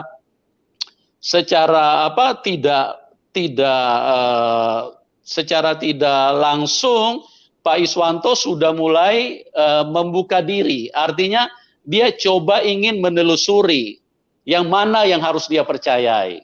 Oke? Di dalam Yohanes 14 ayat 27 saya bacakan, damai sejahtera ku tinggalkan bagimu. Damai sejahteraku kuberikan kepadamu. Dan apa yang kuberikan tidak seperti yang diberikan oleh dunia kepadamu. Janganlah gelisah dan gentar hatimu, ya. Sukacita yang dialami, damai yang membuat stresnya hilang, itu sukacita dari Tuhan. Sukacita yang tidak dibeli dengan uang. Sukacita yang tidak dihasilkan oleh karena narkoba, ya. Kalau sukacita yang dihasilkan oleh narkoba, hanya sukacita semu, ya, cuma goyang-goyang sebentar, habis itu tinggal tunggu matinya manusia. Karena itu jebakan iblis semua. Tapi sukacita yang datang dari Tuhan, itu memindahkan manusia dari kematian kepada kehidupan. Dari kematian yang begitu ditakuti oleh Pak Iswanto, karena dia merasa, saya tidak mungkin bisa selamat. Kematian sudah menunggu di depan dia. Tapi karena dia mendapatkan sukacita, damai yang begitu luar biasa, tiba-tiba stresnya, dia sendiri sudah katakan tadi, Pak Iswanto sudah katakan, tiba-tiba hilang. Ya, kuasa apa ini? Pada waktu itu dia tidak mengerti. Tapi kuasa itu sudah tertulis semua di dalam firman. Itulah damai sejahtera yang kutinggalkan bagimu. Damai sejahtera yang ada di dalam orang percaya. Damai sejahtera yang ada di dalam gereja, karena Tuhan berkata, aku tidak meninggalkan engkau yatim piatu, tapi damai sejahteraku, aku menyertai engkau, dan damai itu akan masuk dan menyentuh siapapun yang manusia mencari kebenaran. Oh, luar biasa saudaraku yang saya kasih di dalam Tuhan. Oke, kita akan segera masuk di dalam diskusi. Ya, kita buka penelpon pertama. Selamat malam. Agape, Pak Agape, silakan Pak. Ya, selamat malam, salam Pak Yusuf. Ya, selamat malam Pak. Dengar Silakan suaranya Pak. Pak? Ya. Dengar, jelas Ya. Pak. Ya, oke. Ya, kesaksian yang sangat luar biasa Pak Yusuf untuk Pak Yoyo, ya. Sehingga doa-doa hamba-hamba Tuhan, doa umat-umat Tuhan supaya banyak jiwa-jiwa bertobat dan diselamatkan oleh para penginjil maupun oleh doa-doa umat Tuhan sungguh sangat terbukti ya, sehingga keselamatan terjadi atas bangsa kita Indonesia ini. Dan biarlah melalui kesaksian Pak Yoyo ini banyak jiwa-jiwa lagi yang mendengar kesaksiannya untuk dijamah oleh Tuhan. Ya, selamat Pak Yoyo, Tuhan memberkati. Pak Yusuf, terima kasih untuk puji Tuhan, biarlah memberkati Indonesia. Tuhan memberkati. Oke Pak. Terima kasih. Amin. Ya, terima kasih Pak. Tuhan berkati Amin, Bapak ya. Puji Tuhan, Pak. Oke, kita pindah ke penelpon selanjutnya. Pak Ciko. Pak Ciko. Ya. Shalom juga Pak. Ya, saya baru masuk nih. Saya hanya mau menyampaikan selamat ya Pak Yoyo atas penemuan baru dalam hidup Anda, dan itu bisa menjadi cita-cita. Itu saja ya, itu saja Pastor. Terima kasih Pak. Puji Tuhan Pak ya, sama-sama. Terima kasih ya Kiranya Pak. Tuhan selalu menyertai kita setiap langkah hidup kita ya Pak. Ya. Tuhan Yesus kita. Amin. Tuhan Yesus yang dahsyat. Dia bekerja dengan Roh Kudus-Nya, dia terus merangkul, dia terus menjangkau siapapun manusia yang putus asa, yang stres, yang berbeban berat, dan yang tidak berdaya, dan yang mencari keselamatan, mencari kebenaran, mencari kehidupan kekal. Tuhan Yesus akan menjumpai Anda. Tapi kalau kita hadir hanya untuk membenarkan, ya Tuhan Yesus tidak akan mau berjumpa dengan orang yang sombong. Kalau orang cuma merasa benar, berarti dia merasa bahwa dia lebih hebat, dia lebih pintar dari Tuhan, gitu loh. Tuhan tidak akan ketemu dengan orang begitu. Ya, jadi teman-teman buka hatilah. Ya, siapapun Anda buka hati. Kalau Anda mau mencari kehidupan kekal, Tuhan Yesus adalah alamat yang tepat. Dan bukan hanya dicerita di dalam Alkitab, bukan. Ini firman yang hidup, firman yang berkuasa. Dia akan hadir dan dia akan menyatakan diri di dalam Anda. Kalau Anda tidak percaya, Anda bisa buktikan. Asal Anda benar-benar mencari kebenaran. Saya pastikan dia akan menjumpai Anda. Dia akan datang di dalam hidupmu. Iya, betul. Tuhan Yesus Tuhan yang dahsyat, Pak. Iya, betul. Oke, Pak Ciko. Ya, Pastor, selamat buat Pak Yoyo. Iya, terima kasih Pak Ciko. Salam. Salam ya. Salam. Ya Pak. Oke, Tuhan Yesus memberkati Pak. Oke, kita pindah ke. Terima kasih. Ya Pak Mamalu. Oke, Pak Mamalu. Pak Manalu. Iya. Manalu. Ya. Salah ketik barangkali Pak. Selamat malam Pak. Iya. Selamat malam. Malam Pak Manalu. Ya silakan. Ya, jadi Pak, saya melihat acara kita semakin hari semakin bukan main artinya semakin bagus. Baik narasumber, semakin jelas kuasa Tuhan yang diberikan kepada mereka-mereka yang terpanggil oleh Tuhan. Kalau saya melihat tadi, bagaimana yang dituturkan oleh Pak Yoyo, bukan main. Jadi perjalanan hidup itu yang tidak masuk di akal manusia sebenarnya. Kok jalannya seperti ini, jalannya seperti ini. Tapi toh terlihat bahwa Pak Yoyo sendiri merasakan bahwa itu adalah panggilan Tuhan. Puji Tuhan. Amin. Terima kasih di dalam acara kita. Saya hanya ingin bertanya sedikit sama Pak Yoyo. Sebenarnya udah secara. Iya, silakan Pak. Udah runut tadi Bapak menceritakan bagaimana Tuhan memanggil Bapak. Tapi saya belum mendengarkan bagaimana setelah Bapak diajak ke Papua, Bapak tidak menceritakan bahwa Bapak dengan orang tua, dengan saudara, apakah mereka itu setuju apa tidak. Terus setelah Bapak Kristen, masuk Kristen, udah dibaptis, apakah Bapak informasikan kepada keluarga bagaimana tanggapan mereka? Itu dulu pertanyaan kami Pak, barangkali bisa dijelaskan. Oh ya, terima kasih Pak. Ini pertanyaan yang bagus. Memang tadi dari awal saya lupa menjelaskan itu ya Pak. Pada dasarnya waktu saya, karena itu spontan ya Pak ya. Karena spontan, jelas-jelas spontan. Karena kalau dinalar secara akal sehat itu sudah tidak masuk akal lagi. Kenapa tidak masuk akal? Karena ketika saya diajak orang tuanya saja saya tolak. Terus ketika diajak anaknya kok malah saya terima. Ini kan kebalik kan ya Pak ya. Logikanya kebalik ya. Kalau seandainya saya mau, harusnya kan saya lebih percaya orang tuanya yang ngajak. Karena anak sekecil itu tahu apa yang mengajak saya itu kok saya terima. Kan dia taunya kan hanya mengajak saja. Dia kan belum bisa mengetahui tanggung jawabnya kalau mengajak orang itu seperti apa. Terus nanti kalau di sana ada apa-apa itu seperti apa. Nah, dari situ Pak, saya benar-benar yakin bahwa itu bukan secara kebetulan, tetapi justru Roh Kudus itu lebih memakai anak kecil tersebut. Karena ketika memakai alat yang dipakai oleh teman saya itu, hati saya kan belum luluh itu Pak.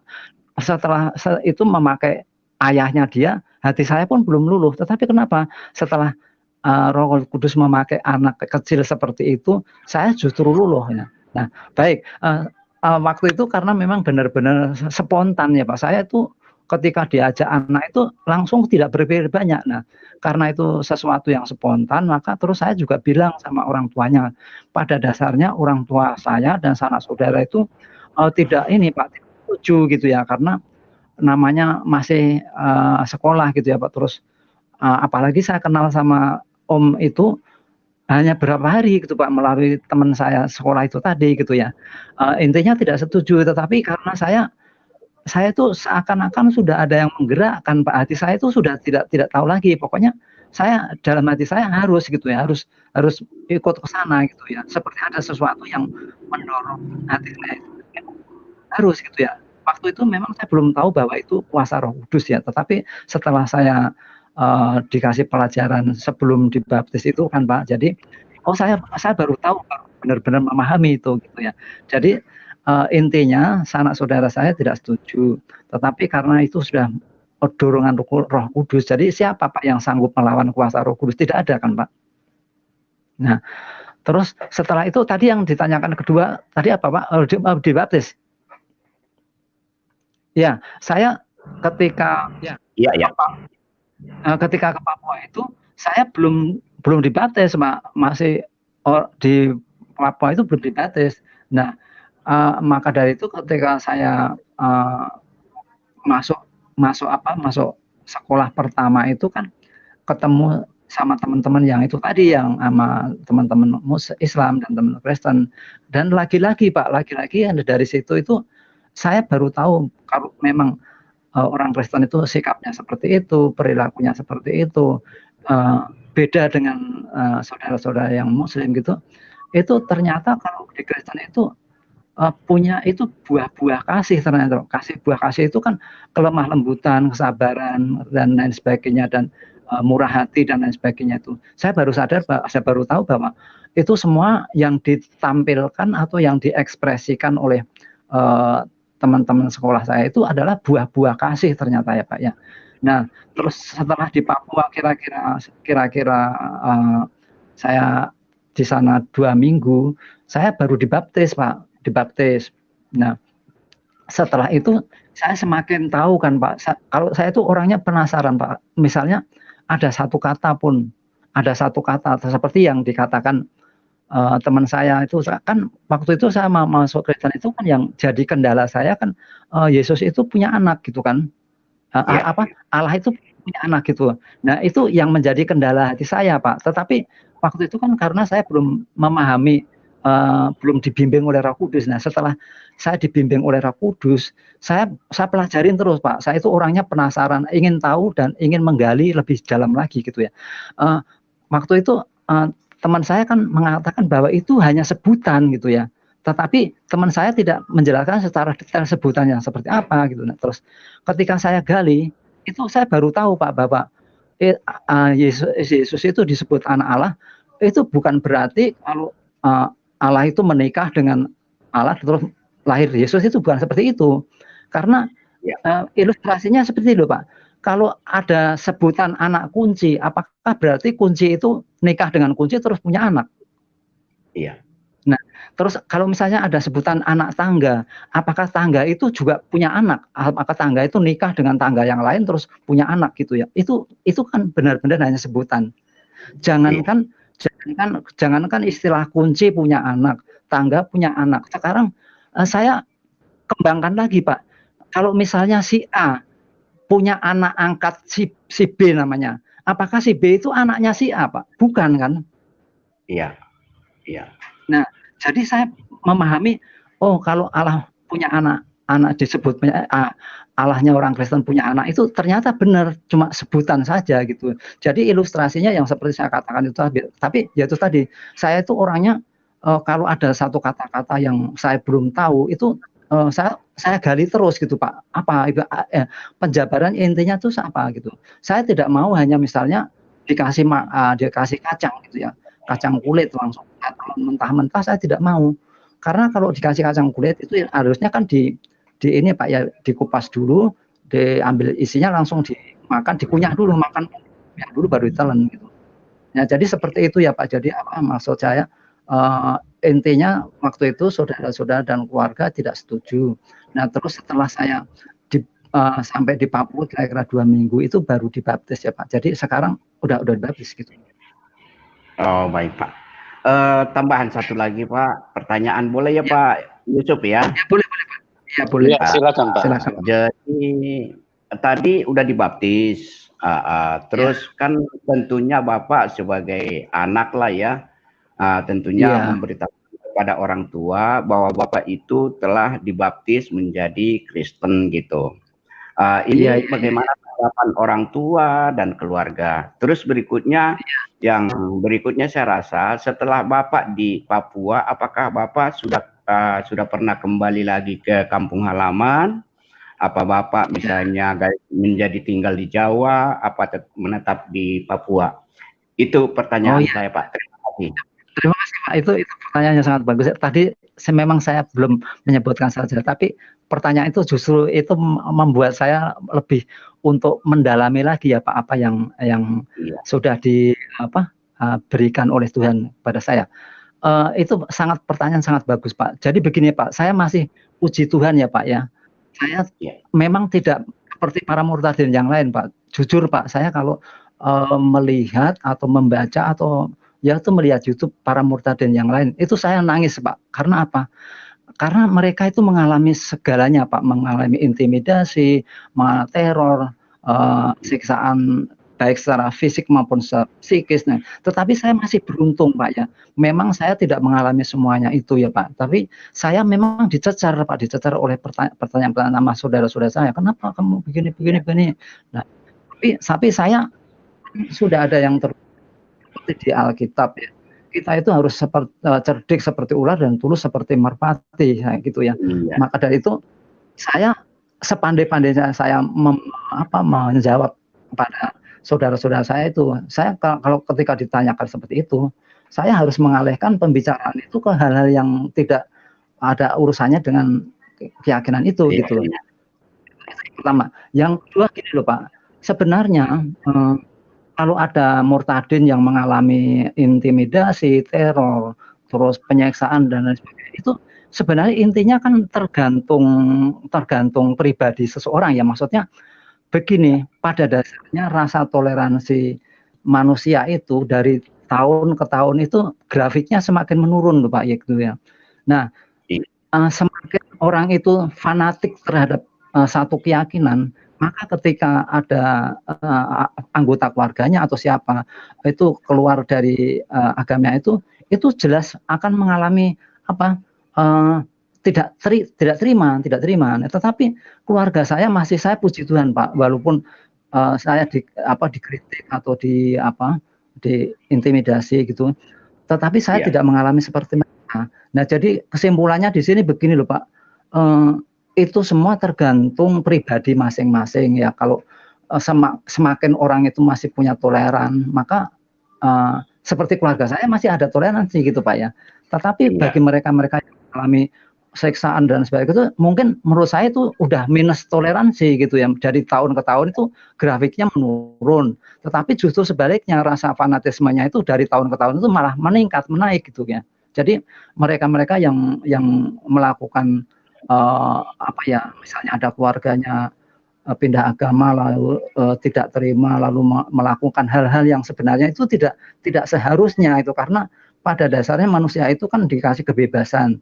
Terlebih dari itu bahwa di Indonesia ini kan diatur oleh agama, itu diatur oleh undang-undang Pak. Semua agama boleh berhak ya, menurut keyakinan masing-masing. Nah, jadi intinya kalau orang-orang murtadin yang dari Islam masuk ke Kristen itu mengalami hal-hal yang tidak baik, itu intinya tergantung sejauh mana rasa fanatismenya terhadap agama tersebut dan sejauh mana rasa toleransinya terhadap agama tersebut gitu. Ya mungkin dari saya Pak. Oke, Pak. Baik, halo, terima kasih Pak. Ya mungkin sedikit saya perlu tambahkan ya Pak. Jadi gini, apa yang disampaikan oleh Pak Iswanto tadi, bahwa dia melihat orang Kristen hidupnya punya kasih ya. Jadi sebetulnya bukan orang Kristen yang punya kelebihan seperti itu. Tetapi Tuhan Yesus itu adalah Tuhan yang real, Tuhan yang nyata. Kenapa? Karena Tuhan Yesus itu Tuhan yang selalu menyatakan diri kepada orang yang percaya kepada Dia. Makanya itulah sebabnya orang yang mengikut Kristus, yang disebut sebagai Kristen, itu di dalamnya ada Roh Kudus. Jadi Roh Kudus itulah yang bekerja, yang membuat terlihatlah buah-buah kasih itu. Jadi bukan manusianya yang punya kelebihan, bukan manusianya yang mau berbuat baik, enggak. Tapi Tuhan Yesusnya yang dahsyat, yang hadir dengan Roh Kudusnya, itulah yang memunculkan buah-buah kasih, buah-buah kebaikan gitu. Ya, mungkin itu saya perlu tambahkan supaya teman-teman dimanapun yang menyaksikan acara ini menjadi jelas. Jadi orang Kristen itu sama sekali tidak punya kelebihan apa-apa dengan yang lain-lain gitu loh. Tetapi Tuhannya orang Kristen itu jelas, Tuhannya yang nyata, Tuhan yang memang benar-benar hadir di dalam kehidupan kekristenan. Oke Pak Manalu, terima kasih atas teleponnya Pak. Selamat malam. Ya. Malam Pak Manalu, Selamat malam berkati Pak. Bapak. Oke Amin. Pak, Shalom, Pak. Kita pindah ke penelpon selanjutnya, Pak Ed. Pak Ed, silakan Pak Ed. Halo, ya shalom ya. Pak Yusuf, ya shalom Mas Yoyo. Shalom. Ya, sorry terputus Pak, nanti masuk lagi ya Pak Ed. Ya, masuk lagi, kita pindah ke Rimba, Borneo. Selamat malam. Halo, Assalamualaikum warahmatullahi wabarakatuh. Shalom Pak Yusuf dan Pak Yoyo. Ya, waalaikumsalam. Shalom. Gini Pak, saya mau bertanya ini. Di mana pertanyaan saya ini untuk Pak Yusuf Manubulu sebagai Pak Pendeta. Ya, silakan. Pak, saya mau nanya, apakah agama itu menjamin kita masuk surga, Pak? Agama tidak bisa menjamin kita masuk surga. Itu mutlak, tidak bisa. Itu hanya Tuhan yang bisa menjamin kita masuk surga. Nah, jadi begini, Pak. Bagaimana kalau ada orang yang percaya kepada Tuhan Yesus sebagai juru selamatnya, tapi dia masih beragama Islam, Pak? Apakah dia bisa terselamatkan? Saya pikir begini ya, kalau kita pengikut Kristus, Tuhan Yesus itu kan datang tidak membawa agama Pak, gitu loh. Disebut Kristen itu karena mengikut Kristus, gitu. Jadi sebetulnya kekristenan itu bukan agama, cuma di Indonesia dikelompokkan sebagai komunitas agama, gitu loh. Jadi itu harus jelas dulu ya bagi kita semua ya, kekristenan itu bukan agama. Kekristenan itu adalah sebuah transfer kehidupan dari Tuhan kepada manusia. Supaya manusia yang tidak mengenal jalan itu, dengan adanya Tuhan Yesus datang membuka jalan yang tertutup itu, supaya kita bisa jalan di situ. Supaya kita bisa sampai kepada kerajaan surga. Jadi kalau misalnya orang masih menitik beratkan kepada agama-agama, ya berarti orang sebetulnya tidak mengenal Tuhan gitu loh. Artinya kita itu harus menitik beratkan bahwa kita sekarang memiliki Tuhan dan Juru Selamat, Pak, gitu. Jelas ya, Pak? Terus begini, Pak. Apakah ya, jelas, Pak? Begini, Pak. Apakah orang yang percaya kepada Yesus Kristus sebagai Juru Selamatnya bisa diselamatkan walau dia beragama Islam atau agama lain, Pak? Dia masih bukan agama Kristen, tapi dia beragama Islam. Tapi dia percaya nih, Yesus sebagai juru selamatnya. Apakah dia bisa terselamatkan, Pak? Ya, itu dilihat dulu, Pak. Dia dasarnya masih beragama Islam atau beragama lain, itu dasarnya apa gitu loh. Kan tadi saya sudah jelaskan gitu loh. Kalau dia hanya berdasarkan hal-hal yang tidak esensi, ya pasti dia tidak akan terselamatkan. Nah, makanya kalau sebetulnya orang kalau mau mengikuti Yesus, ya harus benar-benar melepaskan semua keterikatan dari roh agamawi gitu loh. Kita baru benar-benar mengakui Tuhan sebagai juru selamat gitu. Karena apa yang menjadi semboyan daripada agama, apa yang menjadi istilahnya ikon daripada sebuah agama. Agama itu kan selalu menekankan berbuat baik, beramal soleh gitu. Ya. Nah, bagaimana kita ini bisa beramal soleh, bisa berbuat baik. Sedangkan catatan Alkitab sudah jelas bahwa dari manusia pertama Adam dan Hawa, mereka sudah diberi firman saja masih terjebak di dalam dosa. Nah, mana mungkin anak cucunya itu bisa selamat gitu loh. Sudah diberitahu saja masih salah gitu loh. Mana mungkin manusia itu, manusia yang hidup di dalam kesalahan, manusia yang sudah jatuh di dalam dosa, mana mungkin mereka itu bisa berbuat baik, bisa berbuat soleh. Berbuat soleh itu hanya menurut versi manusia. Berbuat baik itu hanya menurut versi manusia, tapi bukan versi kebenaran gitu loh. Kalau versi kebenaran itu berbuat baik, itu pada saat orang berdosa, pada saat orang tidak berdaya, nah Tuhan datang dengan kasih-Nya, memberikan pertolongan, itu baru namanya berbuat baik. Tapi kalau berbuat baik versi manusia, itu selalu timbal balik. Gitu, jual beli, Pak. Itu jelas ya, jadi manusia, orang tua kepada anak pun berbuat baik punya tujuan. Supaya nanti satu waktu, anaknya nanti bisa pelihara dia, bisa urus dia gitu loh. Nah, anak juga berbuat baik kepada orang tua itu juga punya versi kebaikan, itu kebaikan manusia gitu, menurut versi manusia. Karena dia butuh handphone dari orang tuanya, dia butuh uang jajan, makanya dia baik-baikin orang tuanya. Tapi kalau berbuat baik menurut kebenaran, sekalipun manusia buruk, berdosa, najis, kotor, jahat, itu Tuhan datang dengan kasih-Nya dan menyelamatkan. Itulah berbuat baik di dalam kebenaran. Jadi tidak bisa yang namanya agama itu mengedepankan amal soleh, itu tidak bisa, ya. Karena manusia bagaimana bisa berbuat amal soleh? Kita ini sebetulnya tanpa sadar, kita ini terlalu bersombong diri gitu loh.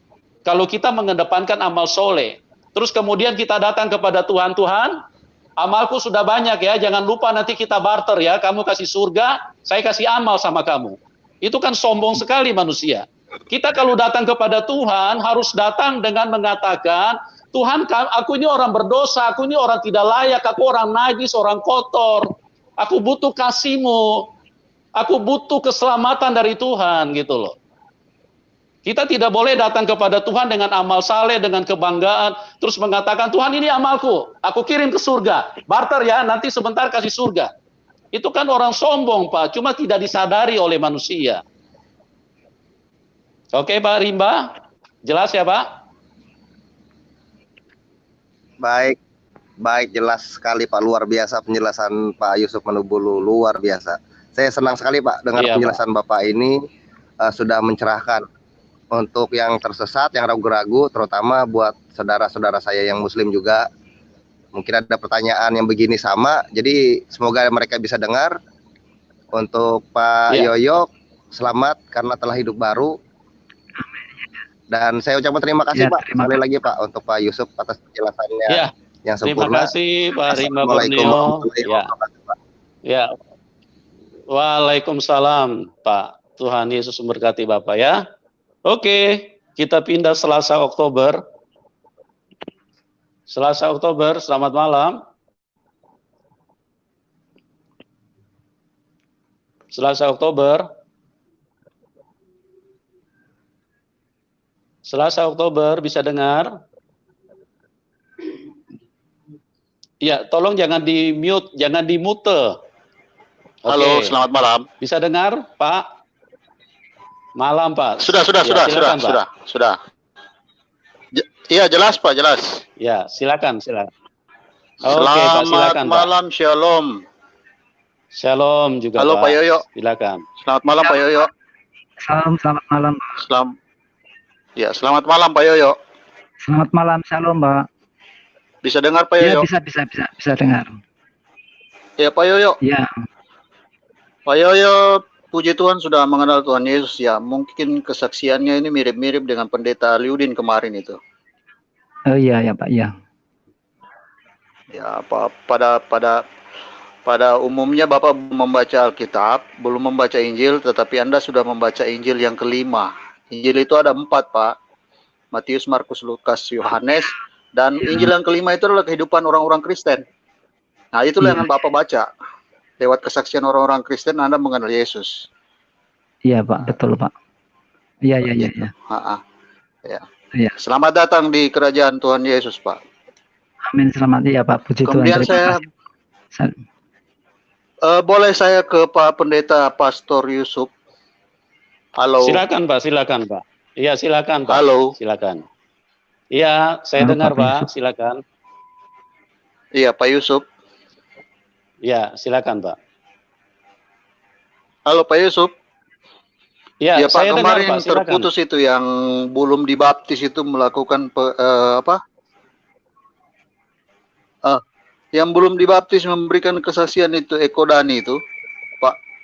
Kemarin saya kan agak keberatan itu. Sebenarnya yang belum kesaksian begitu Pak, jangan dulu diberikan waktu dan kesempatan untuk kesaksian Pak. Karena yang berkata-kata dengan dia itu siapa Pak? Karena menurut keyakinan saya sebagai orang Kristen, orang itu mendapatkan karunia Roh Kudus setelah dia dibaptis.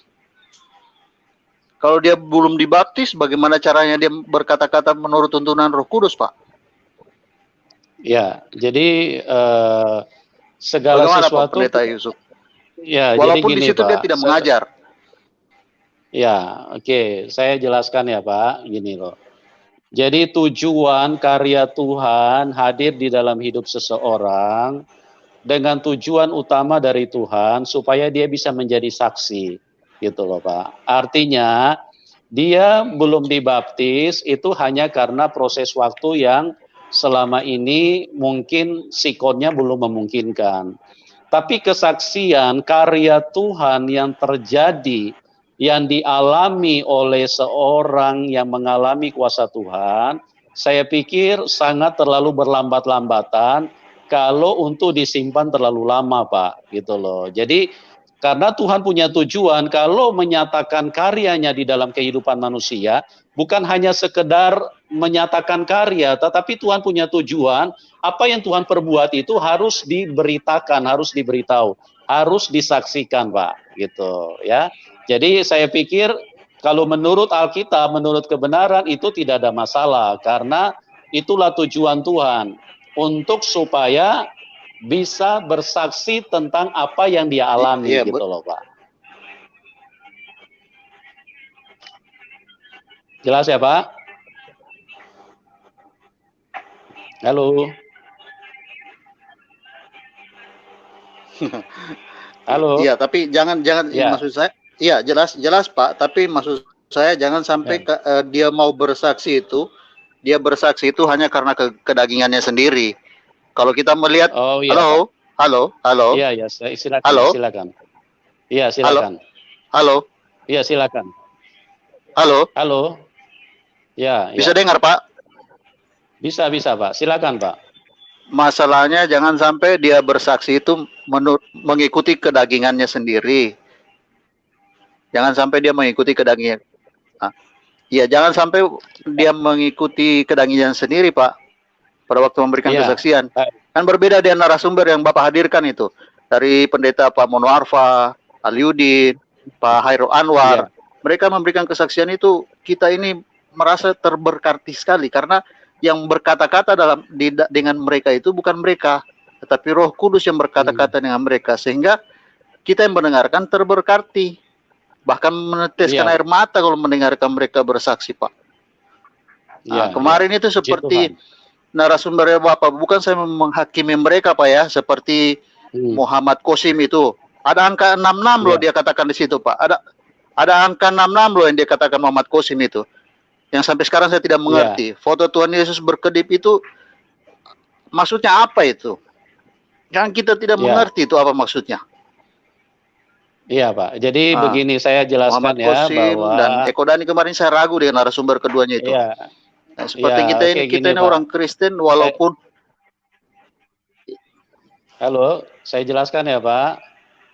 Gitu. Jadi kami ini tidak sembarang menghadirkan narasumber ya. Ya, halo. Jadi setiap jadi begini Pak, saya tambahkan sedikit sebelum Bapak jelaskan. Ya, silakan. Halo. Ya, Pak. Silakan. Sebelum Bapak jelaskan,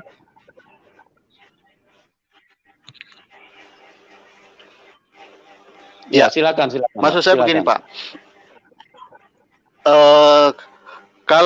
kalau kita orang Kristen ini kan kita tidak asal senang saja orang masuk ke Kristen ini, tapi kita kritis dengan mereka. Kritis dengan mereka supaya mereka masuk Kristen itu terbangun begini loh dalam kehidupan orang Kristen. Tidak enaknya saja masuk Kristen, lantas seperti itu kejadiannya. Oke. Begitu maksud saya, Pak. Baik. Iya, baik, Pak. Saya jelaskan ya. Oke. Jadi begini, setiap narasumber yang kami saya jelaskan ya, Pak. Jadi terima kasih untuk masukannya. Kami memang sangat perhatikan itu, kami sangat konsen. Kami sangat serius memperhatikan setiap narasumber gitu loh. Karena apa? Karena kesaksian yang dihadirkan, yang paling pertama tanggung jawab kami itu kepada Tuhan, bukan kepada penonton, Pak. Ya, itu harus disadari dulu semua teman-teman yang menyaksikan acara ini. Tanggung jawab kami kepada Tuhan, bukan kepada penonton, ya. Jadi kalau kami menghadirkan tidak selektif, kami tidak seleksi, kami tidak verifikasi dan tidak akurat, itu betul kami itu, Pak. Betul itu, Pak. Kami sangat berdosa, Pak, kepada Tuhan, karena untuk apa kesaksian itu tapi tidak berkenan kepada Tuhan. Oke. Jadi saya itu sebelum mereka tampil itu sudah melalui verifikasi berkali-kali. Kami sudah interview, wawancara, kami sudah cross check dengan berbagai situasi. Kemudian setelah kami lihat ini memang benar-benar adalah karya Roh Kudus, baru kami tampilkan, Pak, gitu. Nah, sedikit juga saya tambahkan, seperti tentang Muhammad Qasim yang disebutkan angka 66 itu memang sesuatu yang selama ini itu menakutkan bagi gereja, tetapi sebetulnya itu memang nanti di sesi lain saya akan bagikan itu sebuah kebenaran yang sangat luar biasa gitu loh, Pak. Jadi si Muhammad Qasim itu hadir di sini itu karena memang Roh Kudus yang bawa gitu loh. Jadi itu ada satu kebenaran yang begitu kuat yang disaksikan oleh Muhammad Qasim, sehingga saya karena dikonfirmasi langsung oleh Roh Kudus, makanya saya mau tampilkan kesaksian dia. Jadi bukan cuman hanya kita mendengar kata 66 itu, Pak. Jadi ada kebenaran di situ yang memang selama ini belum tersingkap bagi gereja Tuhan. Nah, nanti kalau memungkinkan Tuhan berkenan, nanti kapan-kapan saya akan bagikan rahasia itu supaya kita menjadi tahu 666 itu apa sebetulnya gitu loh. Karena selama ini yang sering kita dengar 666 itu antikris. Padahal Alkitab tidak bicara seperti itu gitu loh. Oke, Pak, mungkin nanti di waktu tersendiri saya akan bagikan kebenaran itu ya, Pak. Terima kasih atas teleponnya, Pak, Selasa Oktober ya.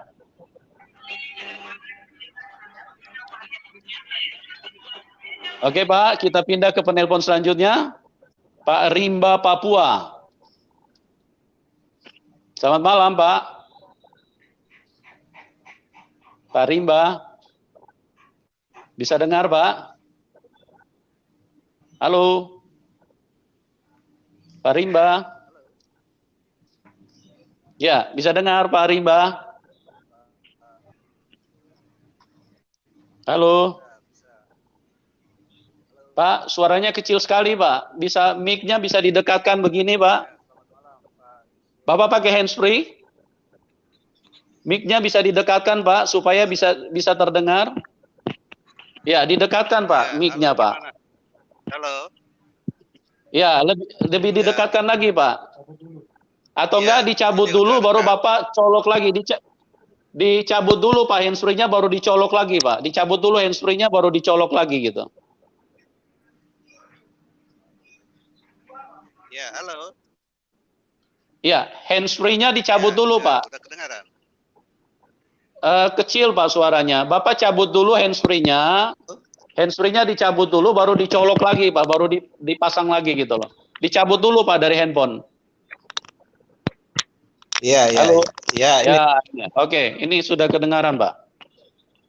Oke, silakan, Pak. Selamat malam, Pak Yusuf. Pak Yoyo, selamat kecil. Selamat malam, Pak. Shalom. Shalom.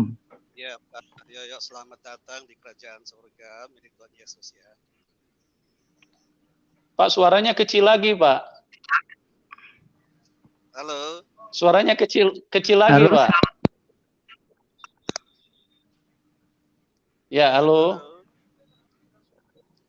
Ya. Bisa dicabut lagi, Pak, baru dicolok lagi, Pak. Nah, ini bisa dengar ya. Silakan, Pak, silakan.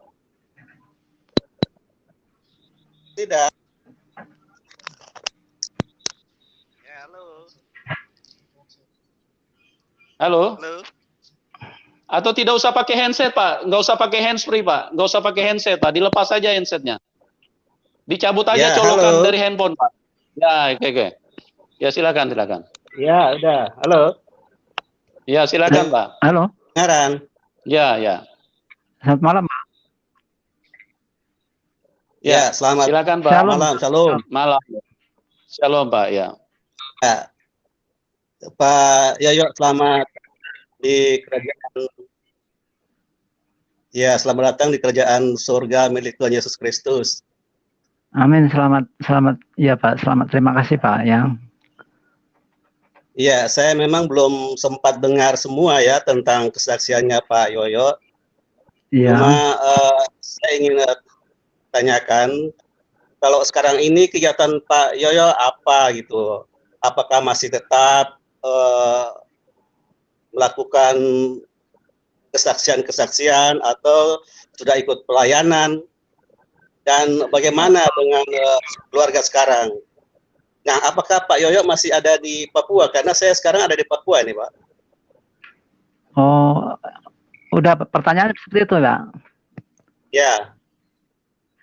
Begini, Pak. Saya selama ini memang masih bersaksi ya, Pak. Saya belum mengambil pelayanan karena ini saya juga masih dalam tahap belajar ya, Pak ya. Terus terang saja, memang menurut ya. Tetapi menurut saya itu bersaksi itu kan juga sudah merupakan bagian dari pelayanan itu sendiri ya, Pak ya. Karena masing-masing pribadi itu punya talenta yang berbeda-beda. Nah, dengan talenta yang berbeda-beda itu masing-masing orang kan jadinya antara satu dan yang lain itu saling melengkapi ya Pak. Mungkin ada pelayanannya itu melalui puji-pujian, ada yang melalui kesaksian, dan juga seperti para penginjil dan lain sebagainya gitu Pak. Saya sekarang sudah tidak ada di Papua Pak ya, karena sudah pindah ke Jawa gitu. Nah, terus kalau tentang keluarga saya Pak, memang waktu itu saya tadi sudah katakan bahwa memang ada saya dikritisi sama keluarga ya, tetapi saya puji Tuhan Pak tidak mengalami seperti saudara-saudara murtadin yang lain yang harus mengalami intimidasi, harus teror, mengalami siksaan-siksaan secara lahir batin mereka gitu.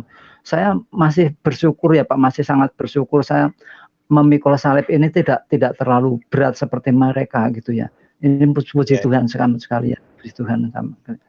Nah, jadi kalau sekarang kalau saya boleh Bapak, Papuanya di mana ya Pak? Di Jayapura Pak. Oh Jayapura. Saya waktu itu tinggal di Jayapura dok berapa ya? Dok 9 kalau nggak salah Pak. Dok 9 itu. Iya. Tangga sama saya. Ya saya di dok 9 terus sekolahan saya di itu Pak SMA 1414 AB Pura. Waktu itu saya kelas itu. Dan ya itu jalan saya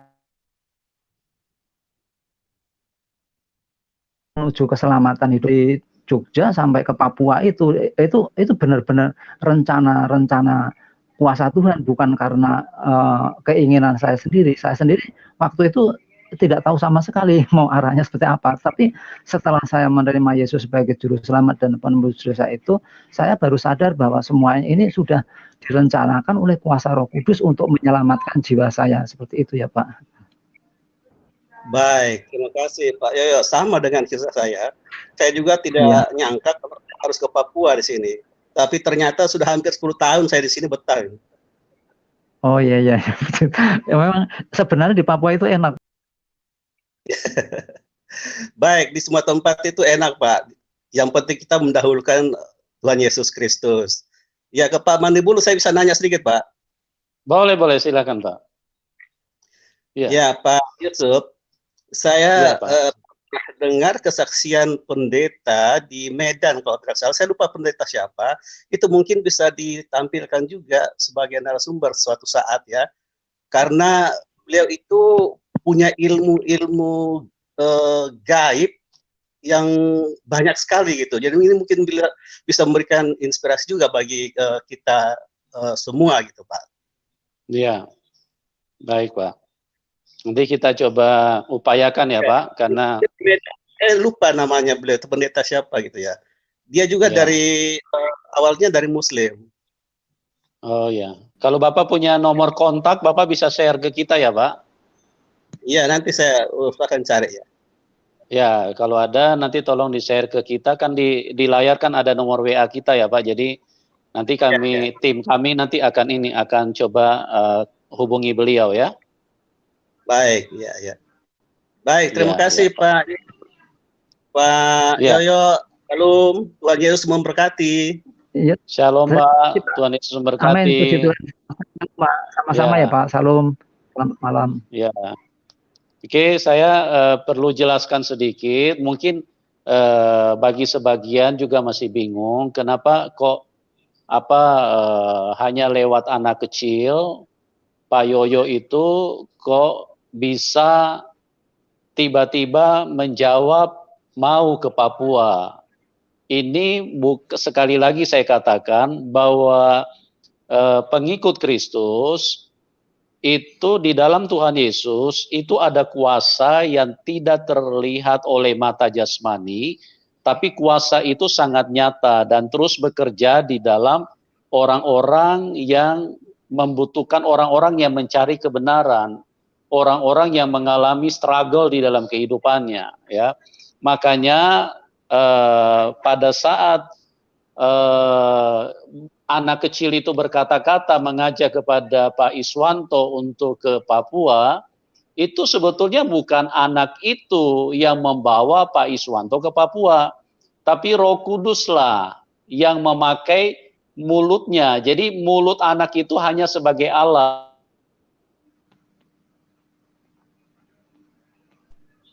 Menyatakan iya saya mau gitu. Itu karena Roh Kudus bekerja.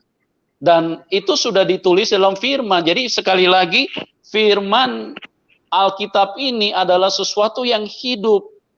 Bukan hanya segudang kata-kata yang bertumpuk-tumpuk dari satu pasal ke pasal yang lain, dari satu surat ke surat yang lain. Itu bukan seperti itu. Kalau itu buku ilmu pengetahuan, tapi ini sesuatu yang hidup. Hidup kehidupan itu ditulis di dalam Alkitab ini. Jadi dia memang benar-benar berkuasa. Dan kita bisa lihat, kita bisa temukan di dalam Yeremia 1 ayat yang kelima. Saya akan bacakan ya. Kita perhatikan baik-baik di sini. Sebelum aku membentuk engkau dalam rahim ibumu, aku telah mengenal engkau. Dan sebelum engkau keluar dari kandungan, aku telah menguduskan engkau. Aku telah menetapkan engkau menjadi nabi bagi bangsa-bangsa. Ya, jadi Tuhan itu sudah memilih. Tuhan sudah memilih. Ya, ini kesaksian daripada Nabi Yeremia. Makanya dia bisa berbicara seperti itu karena Roh Kudus yang menyatakan itu kepada dia. Nah, seperti Pak Yoyo juga begitu. Jadi dipilih langsung oleh Tuhan. Jadi sejak dari dalam kandungan itu sudah dipilih oleh Tuhan, ya. Jadi itu karya Roh Kudus, bukan hanya sekedar seorang anak TK yang kemudian ajak dialog kepada Pak Yoyo dan kemudian Pak Yoyo langsung mau. Kan secara logika memang tidak masuk rasio. Kenapa? Karena orang tuanya sebelumnya yang istilahnya punya kemampuan lebih, yang bisa menjamin kebutuhan-kebutuhannya Pak Iswanto kalau misalnya ikut ke Papua. Pada waktu itu mengajak, ternyata Pak Iswanto menjawab, saya tidak mau ke sana. Dan ini kan sesuatu yang menyatakan bahwa ini bukan pekerjaan manusia, ini pekerjaan roh. Ini Roh Kudus yang bekerja. Makanya dikatakan di dalam Yeremia, aku telah memilih engkau sejak dari dalam kandungan. Nah, kita coba lihat lagi di dalam Yohanes pasal 15, ayat 16 dan 17. Supaya kita tahu bahwa sekali lagi saya ingin katakan bahwa Alkitab ini Ini adalah firman yang benar-benar kebenaran gitu loh.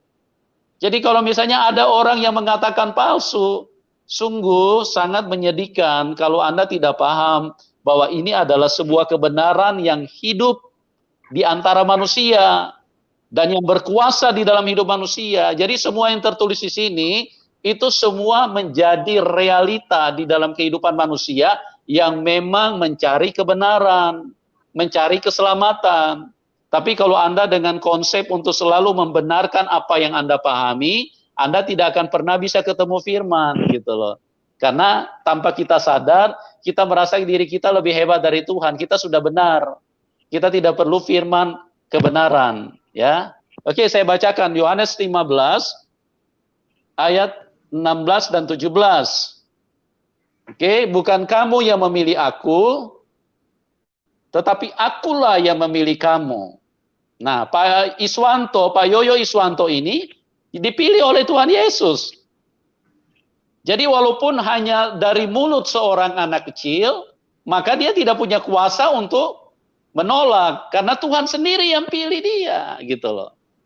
Kita semua di dalam Kristus, kita semua dipilih Tuhan. Bukan kita yang pilih Tuhan, gitu loh.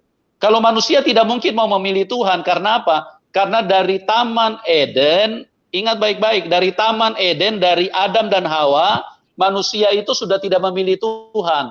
Manusia memilih setan, manusia memilih iblis. Karena apa? Karena manusia lebih dengar kepada perkataan iblis. Nah, itulah sebabnya tidak usah heran teman-teman, makanya manusia sejak kecil itu sudah pandai berbohong. Siapa yang ajarin itu? Karena setan yang menguasai hidup manusia. Nah, sudah begitu manusia dengan membanggakan diri, selalu merasa nanti saya berbuat amal, maka saya akan bisa pulang ke surga. No, Anda tidak mungkin bisa pulang ke surga. Sejak dari kecil saja manusia sudah najis. Sudah terlalu pandai, sudah terlalu jago manusia untuk berbohong. Mana mungkin kita bisa benar di mata Tuhan? Kita ini semua orang kotor. Jadi makanya teman-teman dengar baik-baik. Tuhan Yesuslah yang memilih kita, bukan kita yang memilih dia. Kita tidak pernah memilih Tuhan, tapi manusia dengan tabiat kedagingannya, tabiat jasmaninya, mereka memilih setan. Itulah yang terjadi di Taman Eden, ya. Manusia pertama Adam dan Hawa. Tuhan sudah bilang jangan makan buah itu. Mereka malah makan. Kenapa? Karena mereka dengar apa? Dengar omongannya setan. Setan bilang makan itu buah. Oke teman-teman, kita lihat ya di dalam Yohanes 15 ayat yang ke-17. Inilah perintahku kepadamu, kasihilah seorang akan yang lain, ya. Jadi jelas bukan kamu yang memilih aku, tapi akulah yang memilih kamu. Dan aku telah menetapkan kamu supaya kamu pergi dan menghasilkan buah. Dan buahmu itu tetap, supaya apa yang kamu minta kepada Bapa dalam namaku diberikannya kepadamu. Itulah sebabnya setelah Tuhan Yesus memilih kita, maka kita wajib untuk bersaksi, untuk menceritakan apa yang kita alami. Karena kalau kita diam-diam sendiri, itu berarti kita manusia yang tidak tahu berterima kasih kepada Tuhan. Artinya Tuhan sudah menolong menyelamatkan kita, tapi kebaikan Tuhan, keselamatan yang Tuhan berikan kepada kita, itu hanya kita menjadi egois karena kita hanya mau selamat sendiri. Kita tidak boleh berdiam diri, ya. Teman-teman, engkau kalau sudah dijamah Tuhan, engkau mengalami kuasa Tuhan, engkau mengalami Tuhan dalam hidup ini, bersaksi. Bersaksi bagi dunia ini. Supaya apa? Supaya banyak jiwa-jiwa yang diselamatkan, yang mengalami kasih Tuhan dan bisa pulang ke surga. Karena Tuhan Yesus adalah Tuhan yang sangat baik, yang mengasihi siapapun Anda. Oke, kita pindah ke penelpon selanjutnya. Oke, Pak Eru. Pak Eru, selamat malam. Ya, halo Pak. Ya, halo. Halo. Ya, halo. Shalom Pak. Shalom. Shalom Pak. Selamat malam. Saya mau langsung menyapa Pak Yoyo, Pak Yusuf. Ya, silakan. Shalom. Silakan. Shalom Pak Yusuf, Pak Yoyo. Ya, shalom Pak. Shalom, selamat malam. Puji Tuhan, saya senang mendengar kesaksian Bapak. Tapi yang menjadi pertanyaan saya, saat Bapak menyatakan terhadap orang tua si anak TK itu, dan pada awalnya berencana untuk gambling, ya kan Pak ya. Terus tiba-tiba Bapak tiba-tiba Bapak mendapatkan menjumpai Bapak itu yang menyatakan, Bapak nyatakan, Pak, saya mau gambling untuk terima Yesus. Sehingga Bapak itu bilang, tidak ada masuk Kristen untuk gambling. Nah, pada akhirnya diputuskan Bapak masuk Kristen, menerima Yesus. Yang mau saya tanyakan, setelah Bapak masuk Kristen dengan berbagai proses,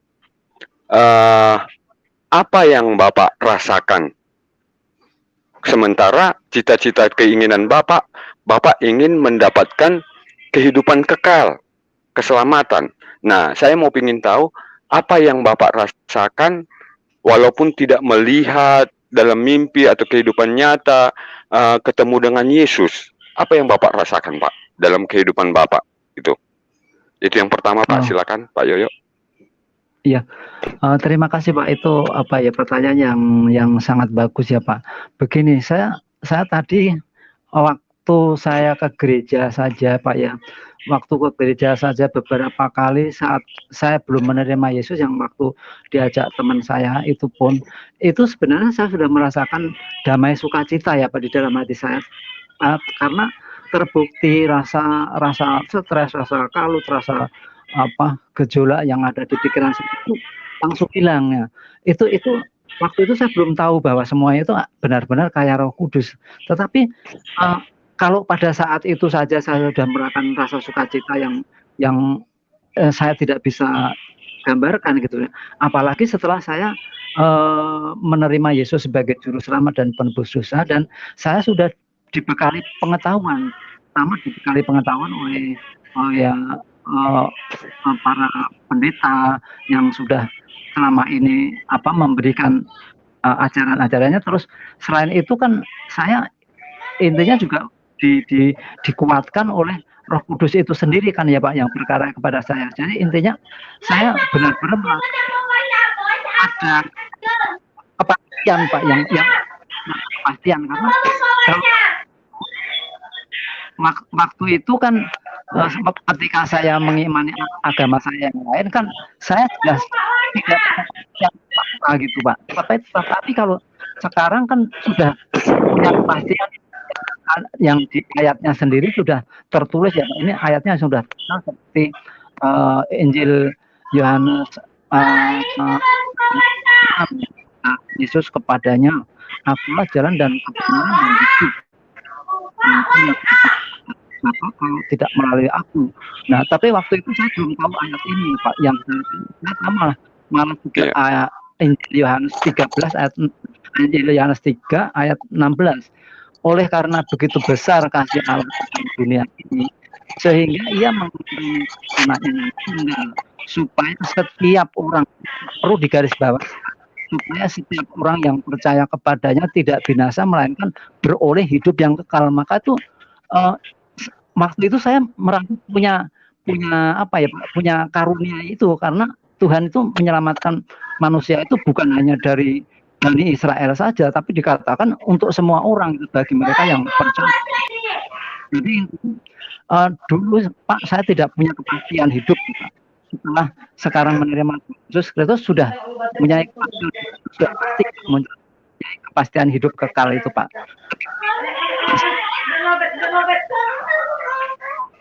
Saya pikir dunia ini pasti kan bahwa tujuan utama umat hidup beragama itu, tujuan utamanya ya untuk mencari keselamatan hidup kekal itu tadi setelah kehidupan di dunia ini gitu Pak. Nah, ketika waktu itu saya belum mendapatkan kepastian keselamatan hidup kekal, sekarang saya sudah mendapatkan kepastian keselamatan hidup kekal oleh karena darah Yesus yang tercurah di atas kayu salib. Mungkin seperti itu ya Pak penjelasan dari saya. Ya, terima kasih Pak Yoyo. Artinya Bapak salah satu ciptaan Tuhan yang sangat berbahagia, yang sangat bersukacita seperti yang Bapak Pendeta katakan, bahwa di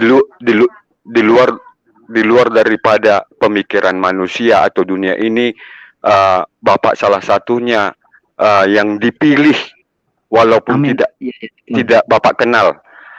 Artinya bahwa Bapak dulu di agama lain, agama seberang, Tuhan sangat baik, Allah sangat baik telah memilih Bapak. Sangat mujizat-mujizat, Pak. Tapi saya pengen sekali seperti yang Bapak alamin itu, artinya di luar dari pengetahuan Bapak, Bapak menyadari satu sukacita, satu kebahagiaan yang terlepas dari beban berat yang sangat Bapak alamin. Tapi setelah yang saya pengen tahu, Pak, yang saya pengen tahu jawaban yang sederhana aja. Setelah Bapak masuk Kristen dan diajarkan tentang Yesus, ajaran Yesus, dikenalkan sampai Bapak dibaptis, untuk kelanjutannya melihat, mengenal dengan iman. Apa yang Bapak alamin itu, Pak? Ya, apa yang Bapak alamin? Oh iya, setelah saya masuk Kristen ini benar-benar saya rasa, kalau dulu kan diajak teman Bapak semua sampai anak-anak itu, memang itu pekerjaan Roh Kudus. Tapi setelah masuk dengan Kristen beda, pasti beda, Pak. Karena status Bapak sudah Kristen, sudah pengikut Kristus. Jadi yang mau saya tahu, apalah entah pun di hari tua ini ataupun setelah dibaptis, apa yang Bapak imani, melihat, mengenal, merasakan Yesus itu ada dalam kehidupan Bapak? Mohon maaf, Pak, tolong dijawab. Ya, menurut saya gini loh, Pak, ya, kalau saya sudah dulu kan belum percaya ya, sekarang sudah percaya, sudah mengimani itu, lalu ya memang saya kalau melihat saudara-saudara saya yang masih belum terselamatkan, sebenarnya saya terbeban ya, Pak, supaya bagaimana saya bisa memberikan kabar baik tentang keselamatan hidup kekal itu kepada mereka. Saya sebenarnya sudah pengen, makanya justru ini, Pak, saya semoga saudara-saudara saya itu yang masih belum terselamatkan itu mendengar kesaksian ini bisa terbuka hati pikirannya, sehingga tidak mustahil ya, Pak, kalau memang mereka mau membuka hati seperti saya. Modal saya hanya membuka hati saya untuk supaya Roh Kudus masuk ke dalam hidup saya ya, Pak, ya. Kiranya saudara-saudara saya juga yang mendengar ini mau membuka hati pikiran mereka gitu, sehingga mereka pun juga mendapatkan keselamatan hidup kekal seperti saya. Karena saya kadang-kadang merasa sedih, Pak. Kadang saya suka menangis gitu ya. Kenapa mereka sampai detik ini ya, Pak, masih mengeraskan hati gitu ya, untuk tidak mau mereka hanya intinya tidak mau hanya prinsipnya itu hanya seperti seakan-akan itu pasrah, ya begini, entah ada bagaimana berikut itu, kayaknya seperti itu, Pak, teman saya. Jadi ini kerinduan saya yaitu tadi, Pak, untuk bagaimana caranya memenangkan jiwa-jiwa demi nama Tuhan Yesus yang akan saya mudah-mudahan bisa lakukan gitu. Terima kasih, Pak, penjelasannya.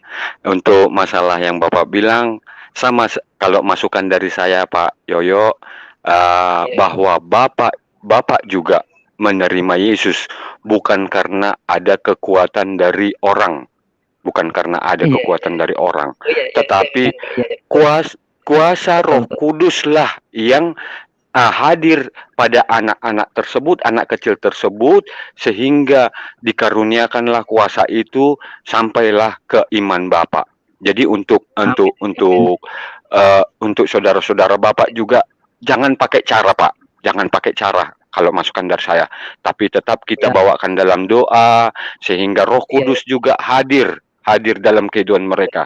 Kalau kita pakai akal kita, Pak, pikiran kita, kekuatan kita nggak mampu, nanti diperangin kita. Tapi kalau kita pakai kuasa doa, sehingga kemurahan hati Tuhan Yesus menjamah hati saudara-saudara Bapak. Terima kasih, Pak, buat jawaban Bapak. Semoga kuasa Roh Kudus tetap menyertai Bapak, sehingga di satu saat kesaksian Bapak banyak mengubah kepercayaan umat yang lebih banyak lagi.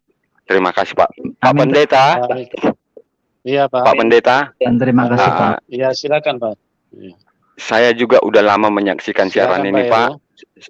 Iya Pak Pendeta. Ya.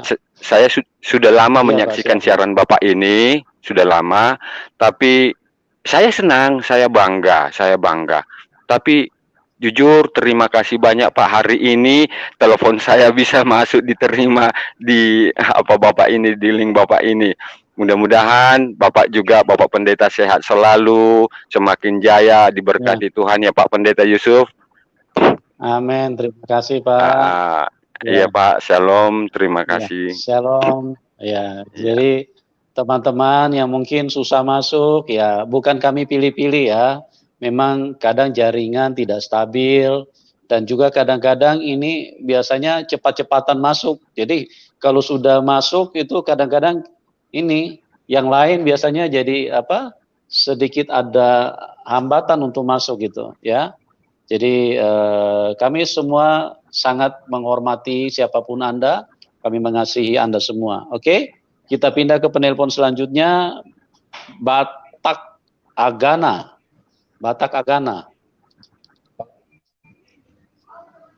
Halo? Ya, silakan Pak. Halo, bisa? Nah, ini mau bertanya langsung sama Pak Yoyo ya. Ya, silakan Pak. Iya Pak, silakan Pak. Dulu kebetulan saya hidup di kalangan orang Muslim semua. Tentu banyak teman-teman juga menginginkan saya sebagai kadang-kadang diajak gitu ya. Iya. Jadi kadang-kadang mengatakan secara umum biasanya kita dengar bahwa di luar daripada Muslim adalah kafir gitu kan. Iya betul Pak. Akhirnya kalau saya masuk Islam, apakah orang tua saya jadi kafir otomatis? Akhirnya pertanyaannya seperti itu. Jadi kalau orang tua saya jadi kafir, kalau terjadi perang, berarti orang tua saya berhak saya potong berarti. Jadi pertanyaan saya pada waktu itu, apakah ajaran ini baik atau tidak ya? Coba dulu Bapak pada waktu itu caranya seperti apa kalau menjawab seperti itu Pak ya? Itu tidak begini ya Pak ya, kalau Pak, tidak memungkinkan. Itu kalau menurut sebentar, pribadi saya Pak Yoyo, sebentar ya Pak. Saya pikir mungkin pertanyaan itu tidak perlu dijawab ya, karena itu kan seperti kayak mengarah kepada sebuah penghakiman ya. Artinya kita membicarakan tentang apa yang dialami oleh Pak Yoyo saja gitu loh. Jadi supaya kita tidak melebar kemana-mana, karena ya jadi begitu ya Pak, karena soal menyatakan baik atau tidak itu kan tergantung dari iman mereka sendiri gitu loh Pak. Oke, silakan Pak. Ya, Pak, terima dilanjut kasih. Pak. Iya Pak. Ini yang saya tanya lagi. Bila Bapak bersaksi seperti ini kan banyak orang yang senang dengan Bapak, termasuk kalau kita melihat iman kita juga bisa makin kuat. Tetapi satu hal juga bahwa kebenaran seperti ini apakah tidak membelakangi kebenaran juga bagi orang lain? Kira-kira bagaimana Pak? Kalau menurut saya kan kalau saya sudah mengimani imani Yesus sebagai juru selamat dan penebus dosa secara pribadi, maka kalau menurut saya ya itu ranahnya sudah berbeda ya Pak. Saya tidak mau istilahnya menghakimi mereka gitu. Kalau mereka misalnya saya mengatakan begini begitu kan namanya sudah berbeda iman, itu saya pikir itu sudah melanggar atau istilahnya udah bukan ranah saya gitu. Menurut saya pribadi sekarang begini, kalau misalnya mereka imannya seperti itu dan mereka sudah meyakini seperti itu ya jalani saja sesuai dengan keyakinan mereka gitu. Karena di dalam iman kekristenan sendiri kan kita sudah diajarkan bahwa penghakiman itu adalah haknya gitu. Kalau saya misalnya komentar begini begitu ternyata komentar saya salah, saya sudah termasuk juga menghakimi tentang pendapat itu sendiri gitu. Apalagi itu kalau misalnya menyangkut ke iman yang lain. Jadi menurut saya karena saya itu sekarang sudah imannya sudah mengikut Yesus, Bapak, saya ini sudah diselamatkan oleh karena kuasa darah Yesus. Saya tidak mau istilahnya ngotak-atik yang lain gitu, Pak. Jadi saya fokus kepada iman saya sendiri itu. Mungkin seperti itu ya, Pak, jawabannya, Pak. Oh iya, terima kasih Pak. Tapi kalau menurut yang apa itu yang namanya kita hidup bertoleransi kan, misalnya kayak gitu kan, kita juga risih kalau selalu ada yang seperti itu. Dan bagi kita kan, kalau saya sendiri sih agama biasa saja, nggak jadi apa. Tapi bagi apa itu udah seperti makanan bagi mereka agama itu kan. Jadi aku pikir ya lucu saja gitu. Nah tapi ya ini juga sudah kasihlah sama Bapak, mungkin kalau kesaksian-kesaksian seperti ini saya sering melihat ya, yang tadinya tidak kuat ya bisa menguatkan, tapi bagi orang lain bisa malah petaka, Pak.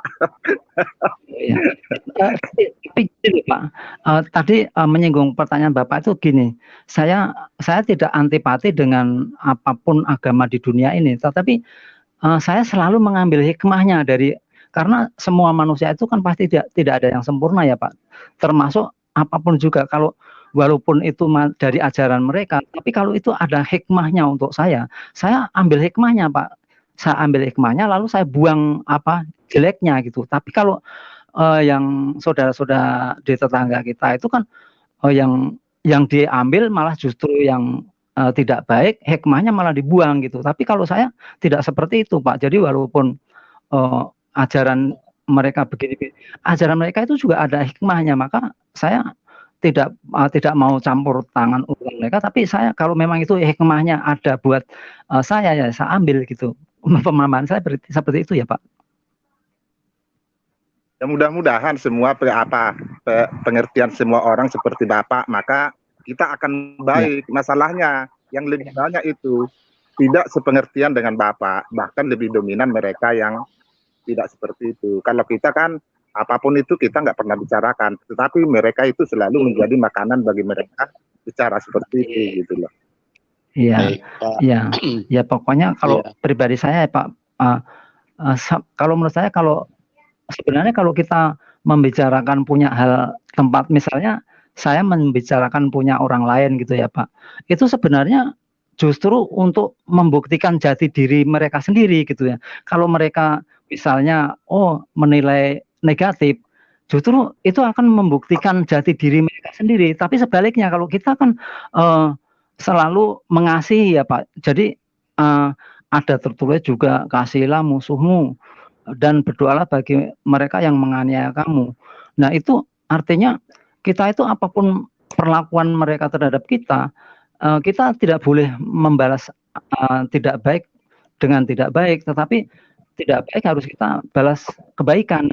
Kalau kita bisa merealisasikan dalam kehidupan sehari-hari gitu Pak, misalnya kita diperlakukan tidak baik, dihina, dicaci maki, dilecehkan dan sebagainya. Nah kita balas dengan kasih gitu Pak.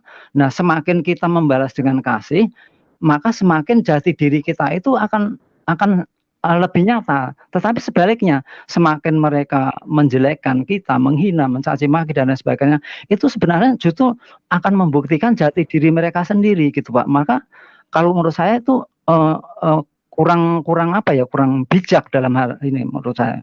Mereka itu hanya istilahnya misalnya, ini menilai itu tidak baik gitu ya. Ya dinilai tidak baik gitu. Terus kalau yang saya tangkap dari apa yang mereka nilai gitu, baik segala sesuatu yang menurut menguntungkan bagi mereka, walaupun sebenarnya itu negatif, maka mereka anggap positif gitu. Tapi sebaliknya, kalau itu tidak menguntungkan bagi mereka, padahal itu sebenarnya positif, tapi mereka anggap negatif gitu. Itu menurut anggapan saya. Mungkin seperti itu ya Pak. Oh, terima kasih. Tadi atas pertanyaan saya pertama tadi, mungkin saya juga membelakangi kebenaran. Jadi siapapun yang mendengar, yang merasa ini, saya minta maaf. Ya udah, terima kasih Pak Kasih Pendeta. Pak Batak Agana, terima kasih ya Pak. Tuhan memberkati Bapak ya. Pak. Oke Pak, kita pindah ke penelpon terakhir Pak John Crusader. Pak ya, John. halo Pak Yusuf. Selamat malam Pak. Dulu Pak Yoyo, ya. Mungkin silakan, mau Pak John. menanggapi tadi sebelumnya, penelpon sebelumnya ya. Saya pikir kan silakan. kalau menurut saya, kalau kesaksian itu ya mesti menurut saya ya memang harus ada panggilan dan ini. Nah, dia juga yang bersaksi juga ya sesuai dengan apa yang dia alami. Jadi bukan karena pertanyaan-pertanyaan standarisasi kita bahwa harus dibaptis atau bagaimana, tapi di mana pengalaman dia itu menemukan kebenaran itu yang diceritakan dari situ. Itu yang akan jadi berkat bagi orang lain. Nah, mungkin kalau untuk ke Pak Yoyo sendiri, pertanyaan saya, bagaimana Bapak menghadapi apabila nanti kan ini tadi ceritanya belum pernah mengalami yang namanya kalau murtadin yang lain itu mengalami kesulitan gitu kan, entah jadi renggang hubungannya dengan keluarga atau bagaimana. Nah, yang pertanyaan saya itu bagaimana nanti misalkan Bapak dituntut harus menghadapi masalah besar karena keimanan Bapak itu. Apakah Bapak akan tetap loyal di dalam kekristenan, apa akan meninggalkan Kristen, apa siap memikul salib gitu Pak?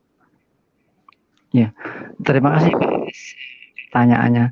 Bagi saya ya Pak, itu keselamatan hidup kekal yang memang itu dari sejak kecil itu saya rindukan dan saya inginkan, bahkan bukan hanya saya sendiri loh Pak. Saya yakin ini seluruh umat beragama di dunia pun ini memang tujuan utamanya itu tidak bisa mungkir ya. Tujuan utamanya itu memang keselamatan hidup kekal. Nah, setelah saya itu mendapatkan keselamatan hidup kekal seperti apa yang saya inginkan sejak kecil. Nah, apapun resikonya itu bagi saya sudah harga mati ya Pak. Saya sudah tidak bisa lagi istilahnya apapun yang resikonya yang harus saya hadapi.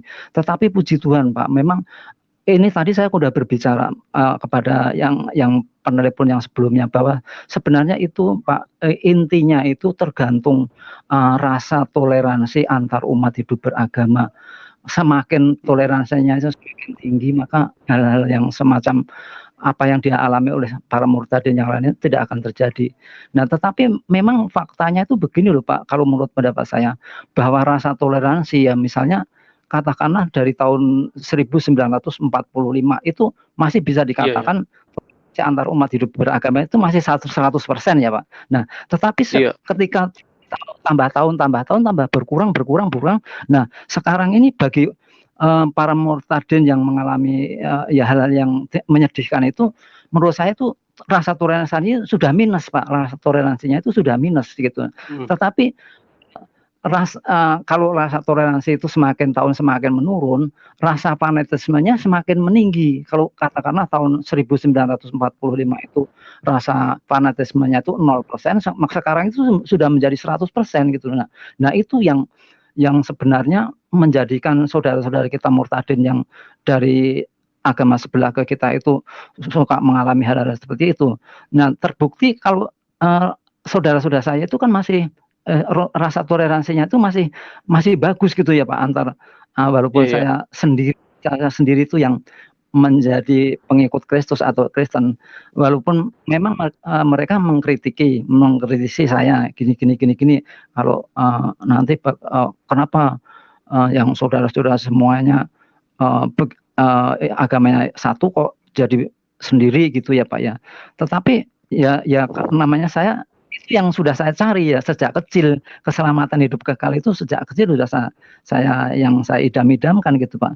Bukan hanya saya, setiap umat manusia di dunia ini pasti tujuannya utamanya itu ya mencari keselamatan hidup kekal setelah kehidupan di dunia ini gitu. Jadi intinya bagi saya Pak, apapun risiko yang harus saya hadapi itu keselamatan hidup kekal yang sudah di genggaman tangan saya itu sudah harga mati Pak. Saya sudah tidak akan bisa lagi untuk apa istilahnya ditukar apapun juga di dunia ini, saya tidak akan bakalan saya tukarkan. Seperti itu ya Pak penjelasan saya. Iya. Kalau untuk pertanyaan kedua mungkin yang terakhir ini Pak, kan Bapak tadi mengatakan mengenai terkait toleransi masing-masing. Nah, agama ini kan orang tua bagi yang fanatik atau bagaimana, kan seperti orang tua sendiri gitu kan. Agama ini ditempatkan, kalau kata Bapak yang tadi, seperti makanan sehari-hari. Kalau nggak ada ininya agak kurang hambar gitu kan. Jadi maksud saya di sini, apakah ciri orang itu semakin dia fanatik terhadap agamanya, dipengaruhi itu makanya rasa toleransinya makin menurun. Kan Bapak ini kan sudah, istilahnya saya sudah di posisi tengah lah, pernah di posisi sana, pernah di sini kan. Jadi tentu bisa membandingkan secara umum aja gitu kan, karena ada juga yang dipengaruhi ciri khas daerahnya. Karena kalau Bapak sendiri kan orang Jawa Tengah, yang kita tahu sendiri ya karakternya berbeda dengan misalnya orang Jawa Barat, orang Sumatera Barat, atau orang Aceh kan. Jadi mempengaruhi juga secara demografi gitu kan. Apakah kalau misalkan itu juga bisa menjadi pengaruh? Karena kalau saya lihat ini kan yang lebih terbuka itu justru orang ke daerah yang misalnya Jawa Tengah, Jawa Timur gitu, lebih terbuka gitu untuk menerima masukan. Apakah itu mempengaruhi juga atau tidak Pak? Sedangkan kita menempatkan agama ini sebagai pondasi utama, bagi mereka pun begitu. Jadi apa itu juga yang mendorong, apa bagaimana Pak menurut pandangan umum Bapak sebagai orang? Ya, itu salah satu ya Pak, salah satu pengaruh juga karakter seseorang antar daerah. Karena ada istilahnya gini Pak, kata-kata pepatah kata yang mengatakan begini, lain ladang, lain belalang, lain ikan, lain lubuknya gitu kan Pak. Jadi masing-masing daerah itu karakter yang berbeda-beda, punya rasa emosional yang berbeda-beda. Tetapi saya memahami semua ini yang terutama adalah doktrin Pak, doktrin ajaran tersebut, keyakinan tersebut gitu. Memang itu sudah didasari oleh doktrin dari ajaran tersebut atau keyakinan tersebut. Yang kedua yaitu tadi terpengaruh oleh masing-masing Pak, domisili gitu ya Pak ya. Menurut saya seperti itu Pak. Jadi mempengaruhi juga ya. Mempengaruhi, tapi yang utama adalah doktrin dari ajaran itu tersendiri, yang itu tersebut ya. Jadi yang pertama-tama itu ya memang doktrin itu sendiri. Nah setelah berarti itu akarnya gitu ya Pak. Betul jadi Pak. Akarnya dulu yang harus dicabut baru bisa. Iya Pak. Setelah doktrinnya sudah begitu, terus menurut pandangan saya Pak, mereka itu menerima doktrin seperti itu hanya diterima secara letterlek dan diterima secara ditelan mentah-mentah. Jadi tidak dibahas lagi, tidak dikupas lagi, tidak dikritisi gitu ya. Betul, harusnya kalau menurut saya sih jangankan setiap ayat ya, setiap kata pun kalau menurut pribadi saya jabarkan Pak. Kalau mereka bisa menjabarkan Pak, itu saya kagum dengan 2 ayat yang ada di kitab itu Pak. Saya kagum, saya itu bukan berarti saya itu meyakini tapi apa maknanya gitu loh Pak ya, apa yang merupakan seperti ya mungkin kalau ada 2 ayat, pokoknya itu 2 ayat itu bisa dijadikan menjadi dasar toleransi antar umat beragama kalau mereka bisa menjabarkan dan bisa mengamalkan dalam kehidupan sehari-hari Pak. Itu jelas. Maaf ya saya sebutkan misalnya ayat ada yang tulis lakum dinukum waliyadin. Itu jelas, itu pelajaran toleransi umat antar beragama Pak, karena itu kan jelas mengatakan. Nah itu kalau menurut saya metode itu harus diterapkan kepada mereka sejak dini gitu ya. Jadi sejak anak-anak baru belajar keyakinan mereka itu diterapkan, misalnya lakum dinukum waliyadin itu artinya apa. Nah mereka kan 10 detik udah hafal Pak. Setelah 10 detik hafal itu artinya apa, agamaku. Terus lalu dijabarkan lagi. Di Indonesia itu misalnya anak-anak itu ditanamkan oleh anak-anak. Kenapa anak-anak kok ini ayat di kitab suci kita misalnya ya, itu ada ayat lakum dinukum waliyadin. Nah, itu harus dijabarkan lagi begitu. Begini, di Indonesia ini ada 5 agama, ya. Maka dari itu anak-anak karena Indonesia itu ada 5 agama, maka kita kalau ketemu misalnya teman-teman yang Kristen, Hindu, Buddha, Konghucu, kita tidak boleh saling mengejek, tidak saling menghina, tapi saling menghormati gitu. Itu harus ditanamkan sejak dini. Setelah itu nanti anak-anak menjadi dewasa, ditambah lagi Pak 1 ayat. Itu sama pemahamannya itu intinya pengertian tentang ajaran toleransi umat hidup beragama. Nah, setelah itu ditanamkan sejak kecil, ketika anak itu sudah mulai dewasa, lalu dipupuk dan disirami dengan ayat surat Al-An'am ayat 108. Di sana dikatakan bahwa janganlah menghinakan sesembahan-sembahan orang lain, supaya orang lain juga tidak menghinakan sesembahanmu yang lebih dahsyat gitu Pak. Nah, itu dia. Masalahnya juga kadang posisi kitab suci yang mereka kan lebih dominan ke hadisnya juga. Ini pandangan umum ya. Jadi mungkin kalau misalnya itu lagi ya, mungkin sahabat kita, saudara kita dari tetangga juga harus lebih mendalami juga kembali ayat-ayat yang Bapak sampaikan tadi, karena itu jelas di ayatnya kan, jangan lagi membolak-balik gitu, yang ini yang tempat pertama, yang ini kedua, jangan yang kedua jadi pertama gitu. Mungkin itu yang menyebabkan juga kadang slack itu terjadi gitu. Dan mungkin kalau menurut saya tadi, kalau dari paparan Bapak ya mungkin itu juga berakar dari ajaran atau doktrin yang diterima sama orang itu sendiri. Jadi kalau mungkin di daerah Bapak dulu mungkin secara demografi juga mereka lebih sadar duluan gitu ajaran. Kalau metode mengajar itu tidak boleh demikian, karena hanya menimbulkan masalah di kemudian hari. Nah, kalau mungkin ini yang paling terakhir, kalau untuk ilmu kalam Bapak ngerti nggak itu Pak? Apa berkaitan dengan agama atau enggak? Oh enggak ya? Sejujurnya saya tidak tahu. Pokoknya kalau saya jalani hanya sholat, ngaji, dan puasa, itu tidak tahu. Nah, tapi sekarang saya tekankan lagi Bapak, sebenarnya itu tadi Pak, itu ayat yang sangat bagus Pak, itu 2 ayat itu sangat bagus sekali. Kalau lakum dinukum waliyadin itu menjadi 1 kata, berarti 1 kata itu mempunyai sejuta makna Pak, tapi dengan catatan kalau itu bisa menjawab dan bisa mengamalkan gitu, karena itu benar-benar Pak. Tetapi kalau lakum dinukum waliyadin itu ditulis dalam menjadi 3 kata, maka itu 1 juta kali 3 kata itu mempunyai 3 juta, Pak. Dan itu dasarnya yang pertama. Yang kedua itu setelah itu untuk anak-anak pemula ya Pak, untuk anak-anak pemula itu ditanamkan seperti itu, lalu dijabarkan seperti apa yang saya katakan tadi. Nah, setelah anak-anak dewasa kan pengertiannya lebih dewasa lagi, maka dipupuk dan disirami pakai surat Al-An'am ayat 108 itu Pak. Kalau misalnya itu bisa diterapkan, tanamkan sejak dini, maka Indonesia ini tidak ada sikut-sikutan. Itu rasa toleransi itu akan terjaga sampai dari dulu sampai sekarang sampai selamanya, tetap akan terjaga Pak. Jadi yang ada bukannya yang saling curiga, saling menghina, saling mencaci maki, tetapi yang ada hanya rasa sukacita, damai sejahtera, rukun, dan antar umat beragama itu bisa hidup berdampingan. Nah, sekarang saya tidak Pak. Saya tidak menyinggung, tapi ini fakta. Ini saya tunjukkan ya bahwa. Lalu sekarang siapa yang bisa menerapkan ayat tersebut, Pak? Apakah mereka? Tidak. Yang bisa menerapkan adalah umat Kristen, Hindu, Buddha, dan Konghucu. Faktanya, Pak. Apakah benar kata saya ini? Faktanya sejak Indonesia merdeka sampai detik ini, antara 4 agama ini tidak pernah.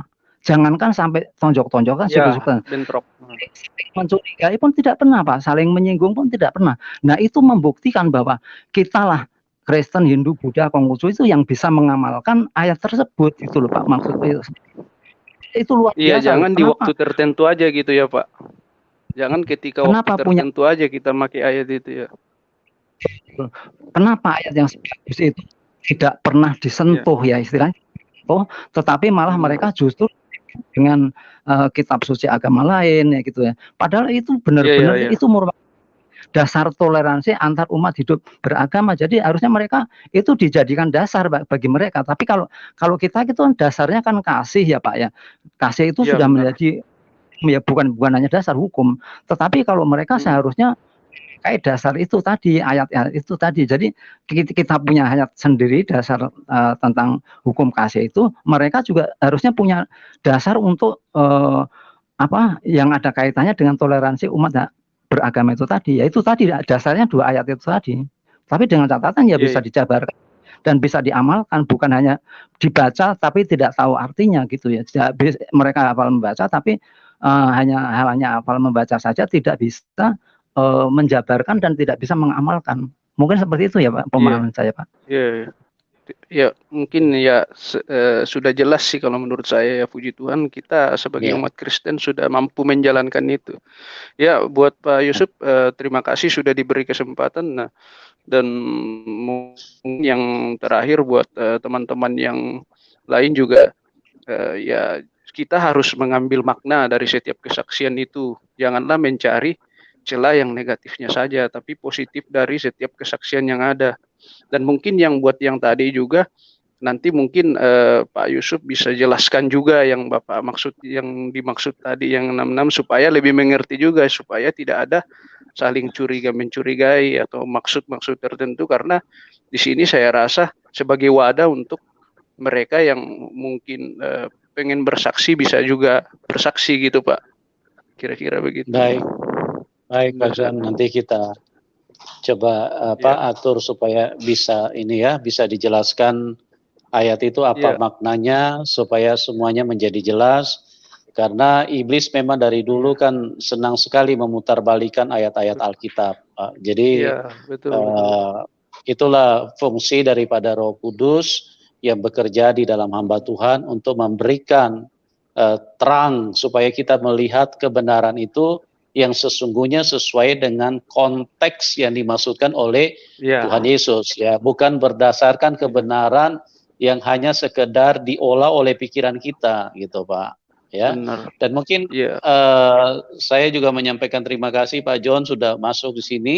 Dan mungkin yang terakhir saya ingin sampaikan kepada semua teman-teman dimanapun Anda berada, ya ada satu hal yang saya lihat dari tadi Pak Yoyo berulang-ulang beritahu, dan saya pikir itu hal yang sangat esensi di dalam kehidupan manusia, bahwa kita semua manusia pasti merindukan kehidupan kekal. Artinya kita ingin masuk ke dalam surga. Nah, itulah yang perlu menjadi konsen kita daripada hanya sekedar mengejar gaji 1M 1 bulan. Itu nggak terlalu penting, karena hidup kita di dalam dunia ini hanya sebentar, ya. Kalau kita dari dalam dunia ini tidak menuju kepada keselamatan, tidak menuju kepada kehidupan kekal, maka dengar baik-baik teman-teman, dengar baik-baik. Kehidupan kekal itu hanya ada 2 tempat, surga dan neraka. Kalau Anda tidak pergi menuju ke surga, berarti Anda masuk di dalam penghukuman. Pastikan baik-baik hidupmu supaya engkau benar-benar konsentrasi dan sungguh-sungguh mencari kebenaran itu. Carilah kebenaran itu dengan sungguh-sungguh. Pastikanlah bahwa itu adalah Tuhan yang menuntun engkau. Jangan sampai terlambat. Ya, Pak Yoyo membicarakan itu karena dia mengasihi Anda semua. Saya pun mengulangi ini karena saya mengasihi Anda semua. Dan ini atas dorongan Roh Kudus untuk saya kembali mengingatkan. Pastikan hidupmu, jalanmu, karena di dunia ini hanya sementara. Kita hidup ini hanya menghitung hari. Siapa tahu tinggal 2 hari Anda punya jatah kehidupan. Siapa tahu tinggal 1 hari. Siapa tahu mungkin tinggal 3 jam. Pastikan hidupmu. Carilah keselamatan itu dengan sungguh-sungguh. Jangan sampai terlambat. Karena kalau engkau sudah meninggalkan dunia, itu saatnya penghakiman dijatuhkan di dalam hidupmu. Kalau engkau menerima keselamatan yang disediakan oleh Tuhan Yesus, maka Tuhan Yesus akan berkata, sabat engkau anakku. Tuhan Yesus akan menyambut engkau. Tapi pada saat engkau tidak menerima kasih Tuhan, maka tolong jangan salahkan Tuhan sebentar nanti, karena berarti Anda memilih, Anda hidup bersama dengan iblis. Artinya iblislah yang akan menyiksa Anda di dalam alam maut. Iblis yang akan menyiksa, akan menghukum Anda di alam maut. Ya, sebelum nanti masuk ke dalam neraka. Oke teman-teman, persiapkan dirimu. Sekali lagi, kami sangat mengasihi siapapun Anda. Kami terus berdoa supaya kemurahan Tuhan, kebaikan Tuhan, kasih Tuhan, kuasa Tuhan bisa turun dan terjadi di dalam setiap kita semua.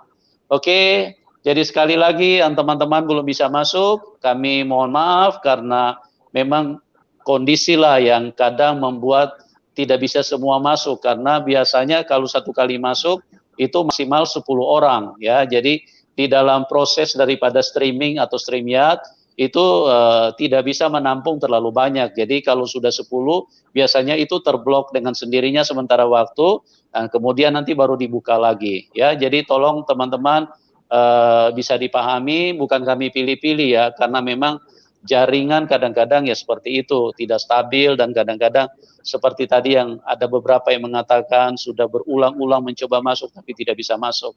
Oke, nanti mungkin bisa diulang kembali di program selanjutnya, Anda bisa mencoba lagi supaya bisa masuk. Saya percaya satu waktu kita akan bisa berkomunikasi ya.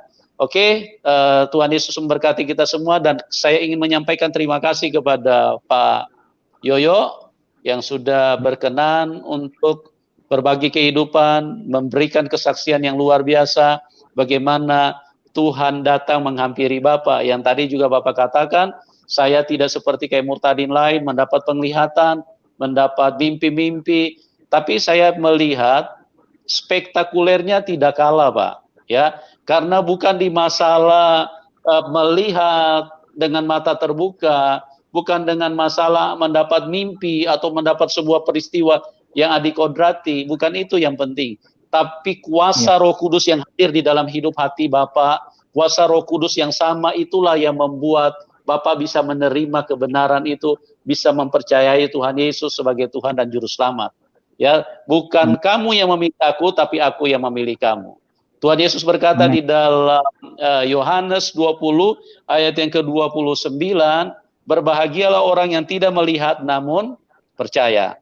Oke, teman-teman, mungkin sampai di sini dulu, nanti kita akan berjumpa di program selanjutnya, dan Tuhan Yesus memberkati kita semua. Salam kemenangan.